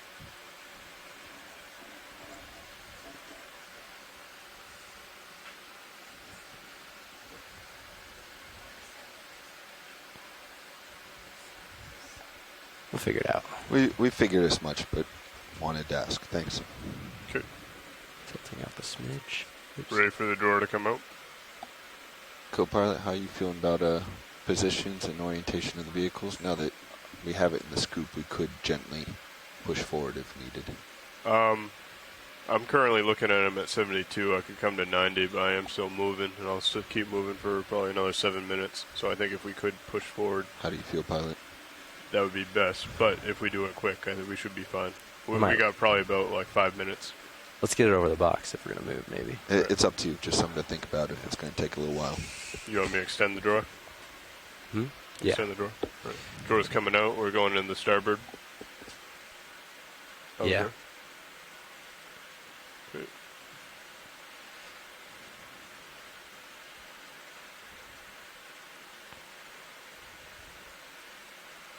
Okay, drawer's fully extended.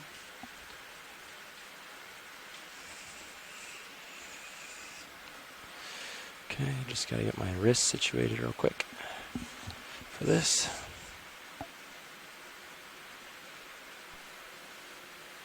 This is the trickiest maneuver that they have to make in terms of sample collection because the arm has to turn completely the opposite direction in order to get to the outermost starboard bio box. So it's We're going to take control of your mini Zeus. the least comfortable position. So they're looking at how best to do that, especially without tipping all that material into the other box.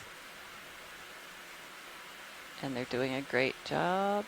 We have a different screen that we can see.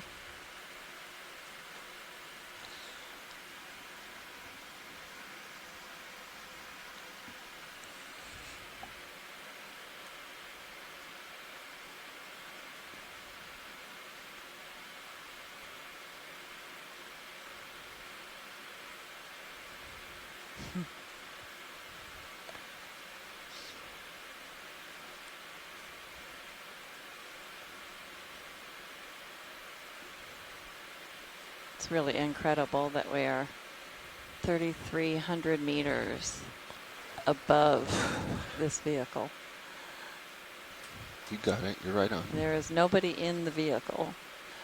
A lot of viewers think that this is a submersible we're working Just bringing from, the scoop down and now. that we are inside the vehicle. We are on a ship well above, and all of this is done. So you're look at your manip cam. Controlled remotely. Past it. With incredible there you go. delicacy, I might add. It's very, very impressive how they can do this. Nice.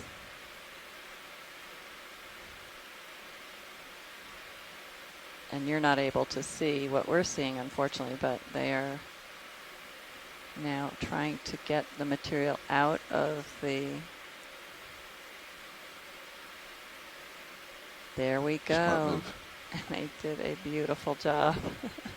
Close it up. Good call. It is in the box. Right. We have Drawer our is sample. retracting.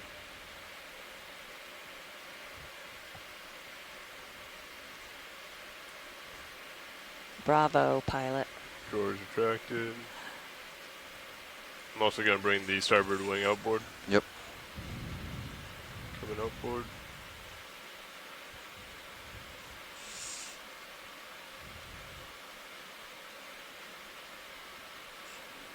Excellent work. Very nice. Nice Was that the plan all along? Oh, yeah. Okay. I wasn't curious if you... I wasn't going to try to pour it in there. Well, it looked like it was just stuck because the angle, it should have been. Oh, yeah, it pouring out. should have been pouring out, but usually this mud sticks. So at the very I wasn't end sure of the when you saw it process, sticking. You said, no. We'll have to screw in the some, pilot like... tried to dump the material into the bio box, but that was it a was good call, indeed. somewhat stuck. All right, so I'll catch up here. just drop the whole paddle in, and Might it as well fits drop the nicely, mic on the so way out. We'll even have a scoop to help get the material out of the box. Yeah, feel free to use it. Nicely done. Okay, we got it marked. And we'll be sure to have deck images of the white stock tonight.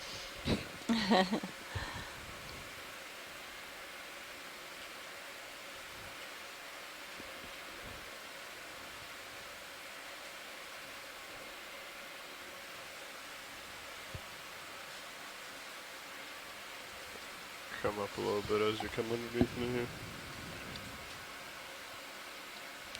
So we're back underway, continuing along our transect, and we're at 3,375 meters. We just made a collection of a rock, possibly a colonial Lifting up to tunicate, keep you in view. and possibly a small Gorgonian octocoral. Watch leads, nav. Go ahead, Nav. We are calling that spec 05 Geo. Bio. Bio. You got it.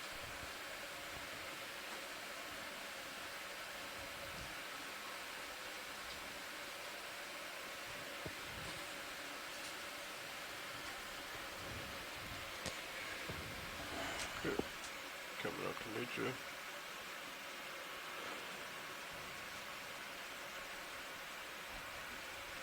Got you there at 45.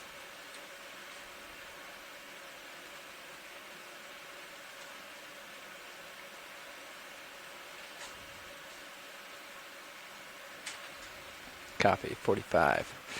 I'll settle in here and Okay, you got Mini Zeus back. get another move going, I guess.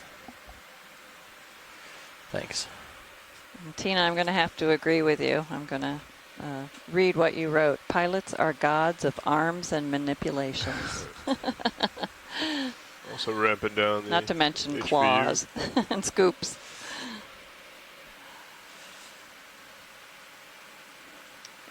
And all the while that they were doing that, they were being encouraged to proceed because of the location of the ship and Sirius above. I think we were running out of time to be in one location. So under fire, they did a great job.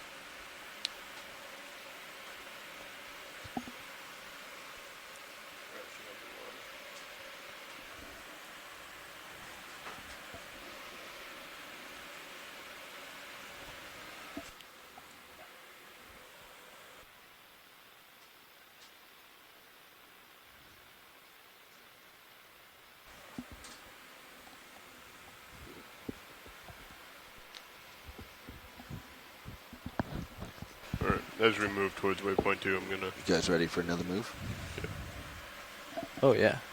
Yes. Gonna bring Sirius back to... Sorry. I said... Some of you may have just joined said us we're at 45 recently. degrees. I think we're ready We've for been another on the move. seafloor now for, well, thought- since 10 a.m. I Eastern. I guess I was Maybe muted. a little after that. We have about a half hour left in our dive. Hmm? And we're located at a water Ready, depth Charlie, of now. 3,300 meters. Same move, please. And we're about 300 kilometers offshore of Charleston, South Carolina in the southeast U.S. This is an Good copy, Bridge, extension of thank the you. continental margin. And there's an essay if you look at the background information on continental margins if you want to learn a little more. But we're on a feature called the Blake Ridge and has all sorts of interesting geologic history. We were hoping to encounter a little more hard rock bottom than we've seen. However, pretty sure it's just below this sediment veneer because we do see it Thank you, Bridge. outcropping periodically. Move And we certainly are finding many, many scattered pebbles of several centimeters in diameter. We need to install the And those are sea loose, poke. many of which have small organisms Bobby. attached to them. We need to install But the sea those poke. pebbles, For what? how they're I'm scattered curious how are deep it probably is. a function Oh, of I currents. didn't. And Yeah. we've noted some pretty swift current here. It's decreased a little bit Touching there across at 25. the period of the dive. Okay. You're going to start stretching out here, One Bruce. of our Far again, yeah. chat room Sorry. scientists has commented that the water temperature and salinity indicates that this might be part of the North Atlantic deep water that has migrated very slowly into this region from as far north as the Greenland seafloor, the seafloor off of Greenland. Watch leads. Nav. Wanted to let you know that we have about 30 minutes left on bottom. Waypoint 2 is approximately 140 meters away, which will take about 23 minutes at our current pace. So pretty Yeah, much let's no take a more look at that. stopping. This rock? Oh, there's a fish in the upper right coming toward us. Maybe we can get a good shot of that. Looks like another of the rat tails that we've seen. Come on in, video. In watch leads, we just passed our 300-meter mark. And we've just been informed we just passed our 300-meter mark, and that we're 120 meters from the end of our proposed dive site. So He was on a we're going mission. to keep moving on. And If you're curious about that fish that just swam by, we've seen it several times. Maybe we could get an ID on it again. I don't recall. I'm not a fish person. Yeah, I think they wanted a partial on this here just to see what it is. I think it's a rock, right? Or is it garbage? Yeah, come on in.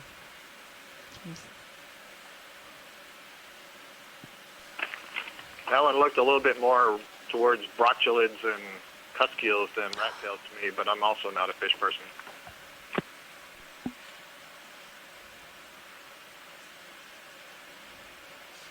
Okay, I'll go for a toe poke first, see if it's loose. If it is, we can grab it. Come on out, video.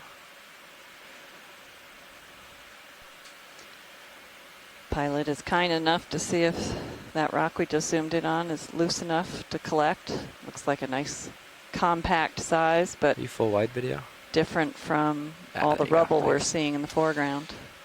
And much more like some of the larger outcrops we've seen earlier.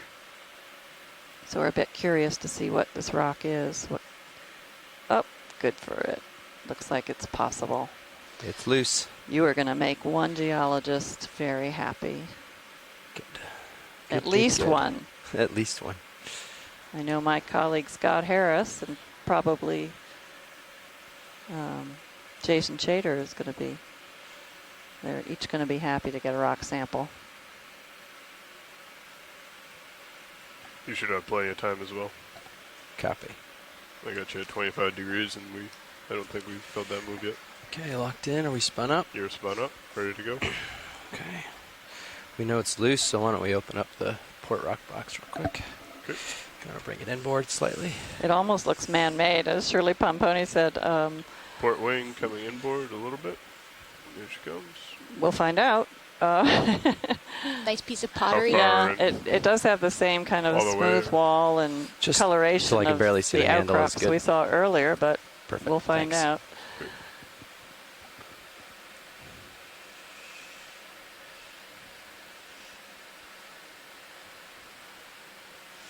Maybe before we do this, we should zoom in again. Yeah, do you want a longer look at it? Yeah, maybe since it is loose, can you flip it over before we actually bother to collect it? Because let me just get this open once I get it in my that's the same hand. as poking it. Say that again, Shirley. I said that's just the same as poking a sponge to see what the consistency is. Yeah, that's right.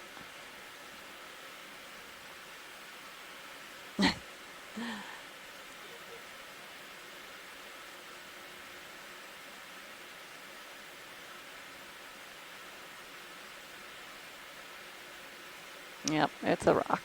Ooh, and there's some things maybe living on the I'll just bottom. tilt it up for you. Yeah, that'd be great. Get in the light pool a little. Do you want the forward lights on as well, or are we happy where we are? They're good where they are. Watch Okay. leads nav. Come in partial. They made that look too easy. Yeah, I just want to remind you that we're quickly Good running out there. of time. Okay, great. Just So we give you may to just want to rotate. throw That's this a in the sample. box We'll and keep collect going. that. Thanks so much. Okay. Great. That's perfect, boy.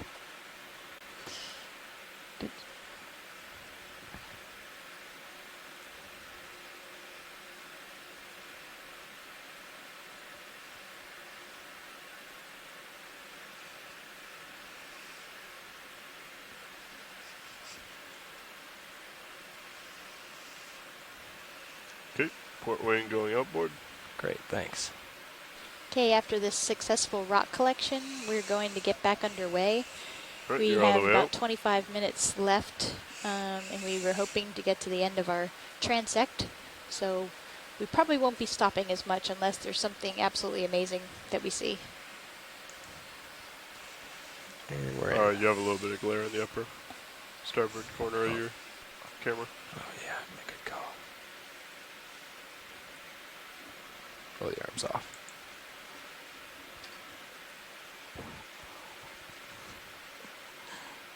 Maybe that's not from the jaw.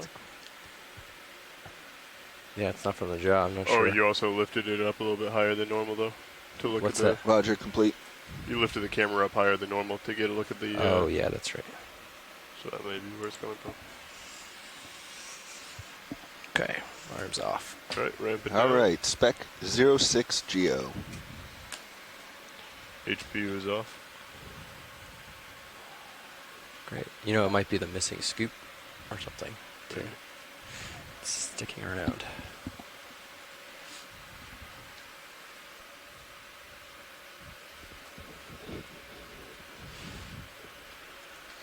How are we doing on that move?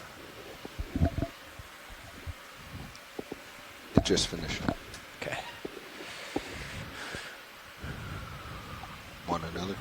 I feel like we should just hop right into it. Yeah, let's do one more. I think, right? How much farther we got to get to waypoint 2? Another move and change. It's 100 meters. Another 100 meters. Yeah. Bridge, RB nav. Repeat the move, please.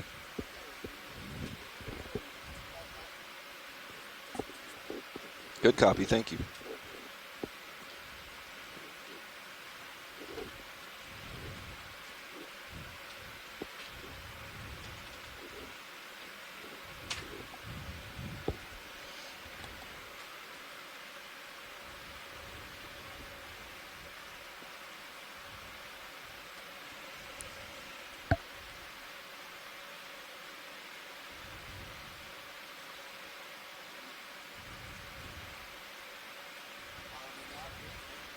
Move in, copy.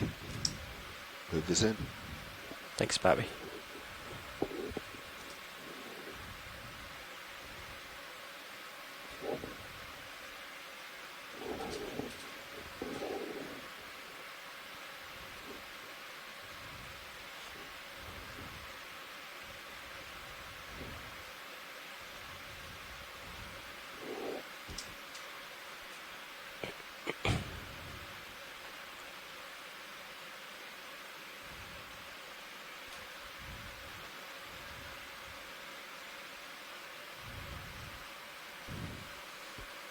Today we've had as many as Yeah, we're about 32 100 scientists on shore working with us to help 100 meters. in the identifications of organisms, to give us information about deep sea currents, and even to help me confirm that a rock was a rock. So it's been very helpful. We appreciate all of you assisting us.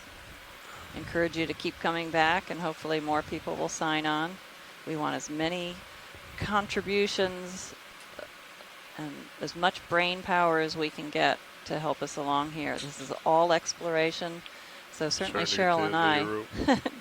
we're no experts here. You're starting to We really tighten up. appreciate your help. Starting It's to a get great the other line. community effort, and those of you watching on the live stream, go to the different social media that are available and submit questions where you can. and keep tuning in. We're visiting many different spots in the next 16 days, and we'll be in tomorrow we'll be in deeper water, or it's about the same depth, farther south of this area in a different kind of environment. And then we move up onto the Blake Plateau and visit a few other rugged features that we've seen in our recent mapping, our high-resolution mapping of the seafloor. And after we cross the Blake Plateau, we'll be just off of Florida in water depths, maybe 400 meters, and spend a couple days in that area looking at some unusual mound-like features that are likely habitat for deep coral species, and certainly plenty of sponges as well. And after those days, we'll head north, move across portions of the Blake Plateau again, visit some other areas that are likely coral and sponge habitat, and I'll let Cheryl talk a little bit about the priorities of some of those dives and of this mission in terms of coral and sponge management, habitat management. Wait. Some of the areas that we'll go to in 3 or 4 days are areas where we've found a lot of coral mounds in the past, but when you look at the number of dives that have been done across this whole large area, we've only just skimmed the surface of what's there. And so we have habitat suitability models that help us try to choose sites that are likely to have corals and sponges, and going and verifying that either they are there or they're not helps to narrow down those models and let them train better, give ground truthing results that are really important. Some of these areas are actually coral areas of particular concern, habitat areas of particular concern, meaning that they're fishing, especially trawl fishing, where we have nets on the bottom, are banned. But some of those places, there's a very large coral habitat area of particular concern that we'll be in and out of in the next couple of weeks. And oh my gosh, is that a holothurian? It looks like it, yeah. Oh my gosh, they're so great. That's a weird one. So sea cucumber, yeah, this is a very different one that I've seen before. Let me get a little closer and settle down for this. I don't recognize this one either. Yeah. We got to spend a little moment here. Come out a little more video. Sorry. I just want to get right up on it. 10 minutes left. 10 minutes. We only have 10 minutes left in the dive. So sea cucumbers are also related to sea stars, which might surprise those of you who've never seen one. You sometimes find them on beaches, much different versions or species than this. I think we're good for the lasers if you want to kill them, co-pilot. Lasers are coming off. And their most notable characteristic is when they get fearful, they eviscerate. Yeah, they eviscerate. They take all their guts and they shoot them out, hoping that whatever's chasing them and trying to eat them will eat their guts, and the rest of the animal can survive.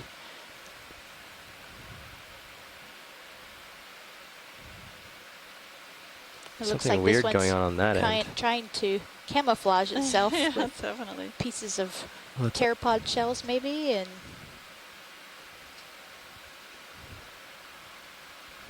a rock that it's up against. And Shirley Pomponi just pointed out that next to the sea cucumber is another Geodia sponge.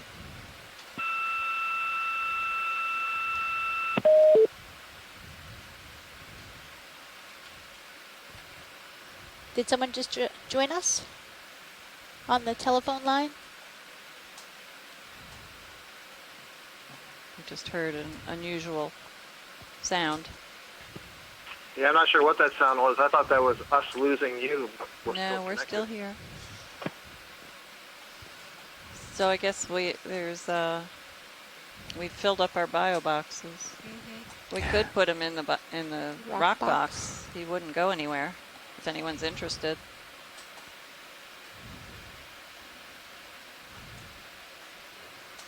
I would rather hear from somebody who knows the Hall of Variance about whether this is unusual or not. Yeah. Unfortunately, I don't know if we have anybody. Easily collected with dredges. They're not uncommonly collected on these abyssal areas. Bob Carney was in the chat room earlier, but I don't see him there now. He would definitely be somebody who could help us out with this. Well, we've certainly gotten video of him, so I guess we have to make that decision. I don't even know if there's enough time left yeah. for a collection. Yeah, I would suggest moving on. Okay, yeah, thanks, pilot. Yep. Hopefully video footage will at least verify if it's somebody that, or if it's a holothurian that has been seen before. I'm glad we saw one though. But for our viewers, if you want to see one of the more fantastic videos that this incredible videography team has put together, there's a great holothurian consuming sediment, which is how they eat. They eat the algae and whatever is not algae, but organisms on the sediment, and that is in the Gulf of Mexico expedition. Highly recommend to look at those videos, highlight videos. This looks like an anemone of some sort. Do you want a longer look at it or keep going? Maybe just a quick zoom in, pilot. Okay. Please. Yeah, we can stop in video. Yeah, it's beautiful. Wow, what a beauty. Oh, look how beautiful wow. that is.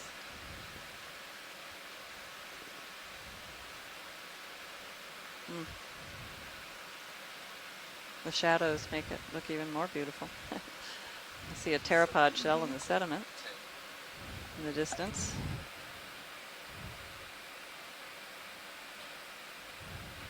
So that looks like a regular anemone as opposed to the tube kind, right?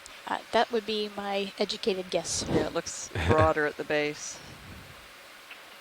Yeah, this is a regular actiniarian sea anemone, and the way you can tell is you can see the mouth in the center there, and there are no short tentacles directly ringing the mouth, which would be critical for the tube anemones, the Cereanthids. All right, Vidya, you ready? Yes, thank you. Off we go. Make sure we laze them. Great.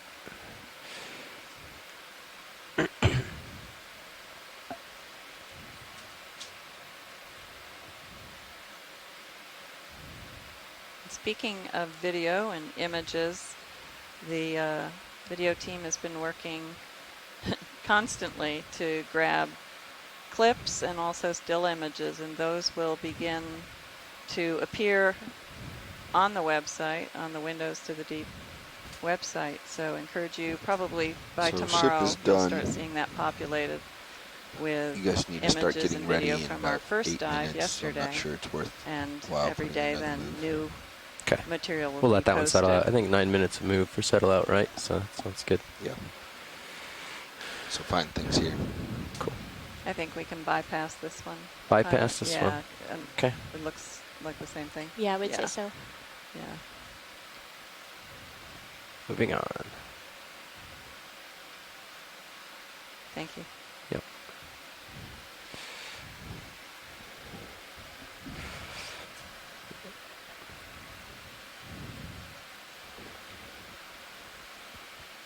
Our depth is 3,365 meters. We only have about 5 minutes left on the bottom.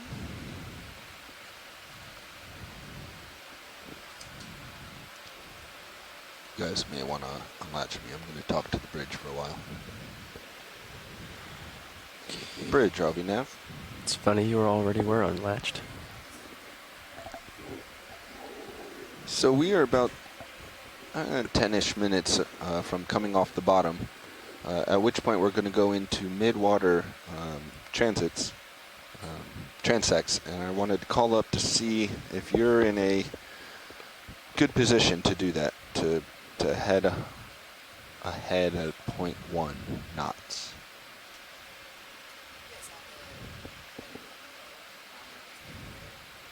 Yeah, it would be on this heading, or possibly variations of this heading. We kind of have to judge it based on what current we're seeing down here. Yeah, I'm trying to float my way over there. Yeah, now I can tell you are.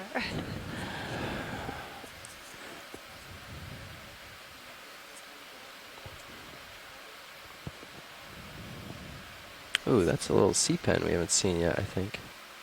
Quick snap on this, just to make sure. We seen this already? Come in Roger real that. quick, That video, sounds good Marshall? then. Or, So we'll come snaps, up. you might Our first transect is not until 800 Oh. meters. Oh, it's a tube so at worm, that I time, see. we'll Wow, determine good what eyes. we're seeing down Good here eyes, in the water pilot. column, and then have you command a That might be a move appropriately, serpulid polychaete so that we worm. end up seeing about a tenth Just of a knot second, down here. and then we'll I think move it on. is a polychaete worm, but it wouldn't be a serpulid because those build Rich. calcareous tubes. This has got more of a Yeah. soft mud-built tube, Right. but it's definitely a polychaete sandworm. And there's something else on it, it looks like. Oh yeah, something underneath. Oh, yeah. It's a barnacle? You know, that actually... Can't quite tell. Or maybe a little baby You got a tunicate? little more zoom video, or is that all of it? It Oh, might he's be got a a little more. Oops. foraminiferan that uses, I don't know. No idea. It's pretty hard to tell. Yeah, sorry. Could even be a little sponge. Could be, yeah. Oh, but I definitely see right below it, you don't have to go back, but right below it, there was definitely a good view of a tiny primnoid yeah. coral stick. Right, So I bet that's the what we white got stick. on the rock that was collected earlier. That's a good sighting of several different things here. Yeah. And Scott, it could be a zoanthid too. I think we can try to get all 35 phyla right here. Hey, I even went to a different kingdom, so. All right, we'll try for that let's outcrop keep on real going, quick. yeah. See if there's. I The see interesting something thing is big and that interesting in out this there. area, yeah, you can keep on going. I just want to chatter here. Probably about a decade or so ago, we did some dives with the Johnson Sea Link right around this area, but in much shallower waters. And we saw things that looked just like that thing that was growing on that tube. And it turned out to be a really tiny demo sponge related to like Ursinia. It was all over the place. It looked kind of like that. So I'll be interested in taking a closer look at that video. Yeah, here's another piece of that type of rock that we were able to collect. And a squat lobster. So we'll leave on the this sponge. Do a little bit, Heather, but you're starting to pull tight. And Amanda Demopoulos from USGS chatted that it was probably a sibellid polychaete that we were just looking at in that soft mud tube. And Les Watling said that he thinks that the organism that was on the tube of the worm might be an ascothrastid barnacle. There's something moving here on the bottom right. Is that Although just blowing in the not current? sure if or they is have that been found come on in worm partial real tubes or quick? not. Oh, it's just blowing in the current. A little tighter. Is that just like A little more sargassum. sargassum? Yeah, okay. This looks like the sponge we saw earlier. One of them anyway. Yeah, we have seen a plethora of sponges, at least variety. Maybe not so much in abundance, but it's been great having you on board, Shirley. We were sort of at a loss for words before you came in to help us. Yeah, I've been a little bit too chatty today. Oh, no. No, not at all. Do you want the lasers off? Yeah. Coming off. Several brittle stars on the sponge.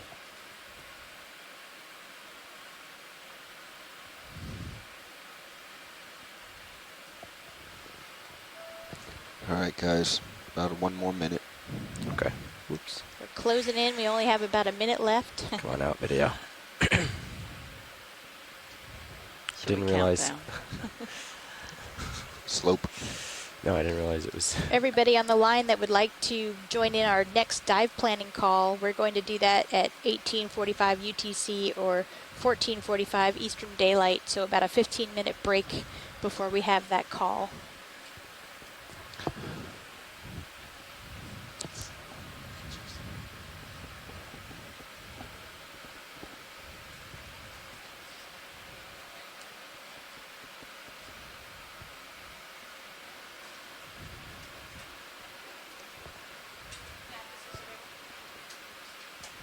Go ahead. Go ahead.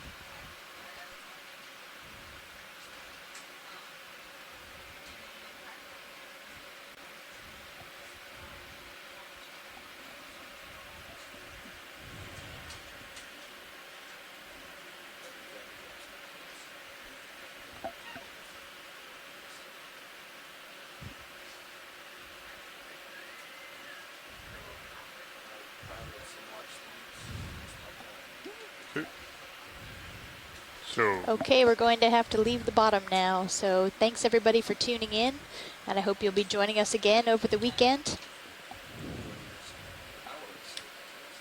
Oh, that's true too. looking at this, if I just rotated to starboard, Hey, Scott, this is Shirley. Just that sponge over to the left, just so Right. you to get a No. search image on it. That's another one of those Geodia package unlocks. Thanks, Shirley. if I brought it around to port, So I think that, I don't know. I don't know that we're going to start steaming ahead with the ship right away. That's okay. So I think we're going to want to we line covered up a lot of rather ground, than and it line was up a great perfect with the dive. ship Thank at you very first. much, We're pilots. going to line up in the current, okay. which means I have to end up going Yeah. east. So let me just get under you real quick. 15 want me to minutes come to up? the next dive call. Bring it to Yep, like 15 a delta minutes Z at- of. at- Planning. Go to like a delta 2:45 20. Eastern time, I'm or back with you guys. 14:45. I'm coming up now. Thank Okay. you. Sure, And thank if you're you. able to hold that to, 20. some, like 10 or something, to get up to 20, it doesn't So take very the- long. But you want to start stowing the swing arms, I think. The first transect is at 800 meters, so we got some time. Okay. Are you going to be bringing the ship ahead, or are we just going to stay right where you are for this I can coming do up? whatever you'd like. Okay. All right. They're in a that's good comfortable for now, position Lars. to Give come me- ahead. Okay, I'm at 16. Do you want me to start stowing? Yeah. Bring my camera down to yeah, look at you. Perfect. Yep. Follow me down. You can start stowing the swing arms. I'll bring it down to 90. So I think the current. It's hard to tell. Now it's coming across this way. I There's like. one HPU. It might change in 3,000 meters, so I wouldn't. Well, I'm just trying to line up initially in the current. Yeah. Somewhat, but I still think it's off towards the east. So we're about to coming from leave the west to east. seafloor. So I think I'm and going we've to had line a up great east to him. dive again. I'd be and we applaud inclined to the abilities of our pilot. either have you and push the out nav crew. or have the ship come ahead. Everybody who has at assisted us, and we thank 3/10 everyone of the who's been ground. on the chat line. Yeah. Until we get to about the 1,000 meter mark. And Even have though we're them leaving kinda the come to ease and seafloor, this stop, and dive is as you technically not over at the same because time we're figure going to out- be or the doing next what we watch call figures midwater out where they wanna be. transects Okay. to observe So you'd rather us line up with who the ship and what or is line up with the living current? in the water column itself. Um, And Cheryl has a little more information on that. Yeah, so there'll up to be a call about these I midwater wouldn't be dives surprised if the at current's much different 1940 at UTC or 1540 Yeah, of course. Eastern But I Daylight. figure if it's weather vanning, and it'll then just the like actual follow the current transects till will we're. I would begin weather at vane now 1955 and or get a little 1555 Eastern little Daylight. way on. So Okay. it's very likely that we'll see some amazing, beautiful critters in the Sound water all right? column. So Okay. please tune back in. Yeah, so roughly 4 p.m. if you want to come back and see what we are seeing. And we may encounter all sorts of organisms. We may Okay, not. you can come up a little more. It's part of the whole Me? field of exploration, and we're Okay. looking forward to seeing what we will see. So I hope you can join us in again, and if not And I'm going today, to take your camera for a second. tomorrow we'll be farther south Okay, from I'm this at point 17 at a right now. comparable depth, Great. and just a whole new There's environment. 20. That's good. Can hang tight there.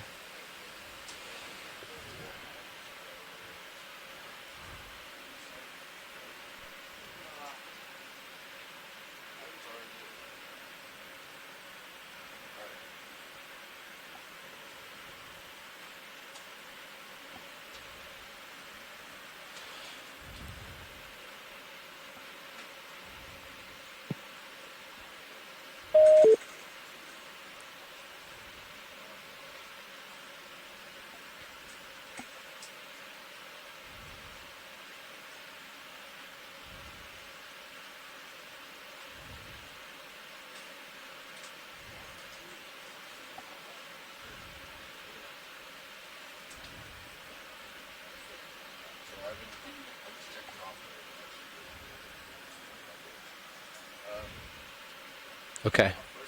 So those are pretty much stowed. Swing arms are pretty much stowed. Swing arms are stowed. Okay. So I'm Drawers retracted.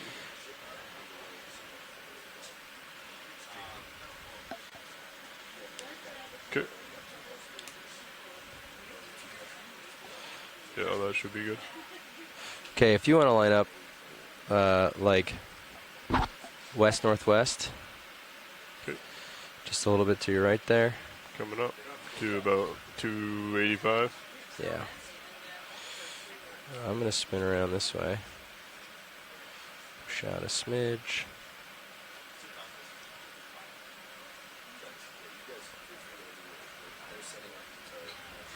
Right, I'm sitting at 285.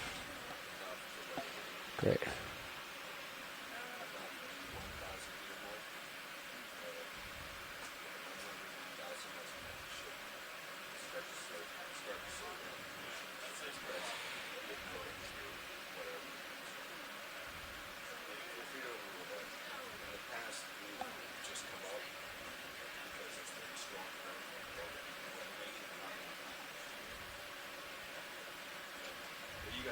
Do you have my camera or do I have my camera? You have it.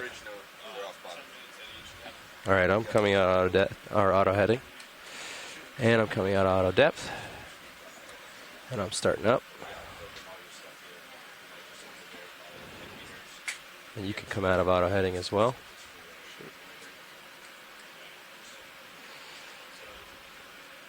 And I should just be going loose, correct? Yep. Just let me pull against you here. All right.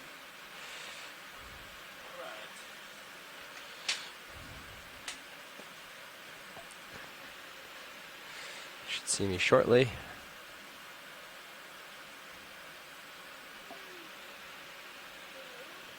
Yeah, take your auto heading out. It is. No, it's still on. Oop. There you go. Good. No, it's off. Nah, you'll see me.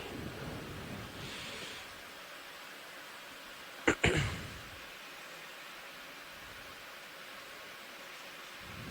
we go. Okay. See you in the tail cam. All right. Now, the current was from west-northwest to east-southeast, so we're lined up in the weather veining style, so hopefully you can hang out here for a little while, let yourself spin about. I'll auto lock in some forward joy lock here for you. And auto depth. We're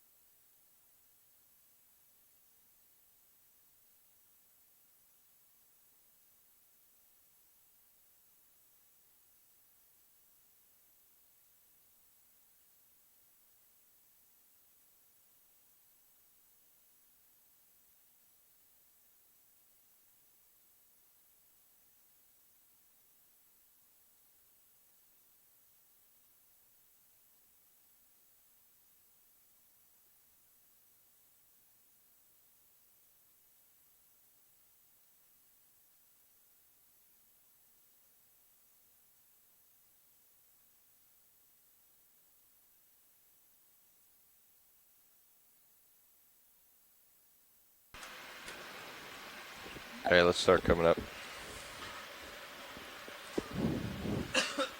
Go ahead, Bridge. Okay. That is correct.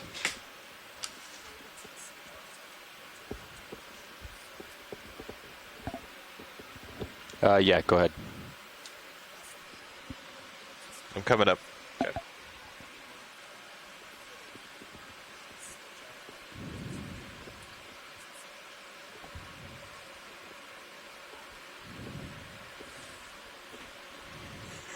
Okay, yeah, you can go ahead and make a heading change. Okay. Do you know what depth we're going to? Copy that. 10 degrees to starboard. Thanks. What's that? Do you know what depth? You gotta move your mic a little 800. Closer. 800, thanks.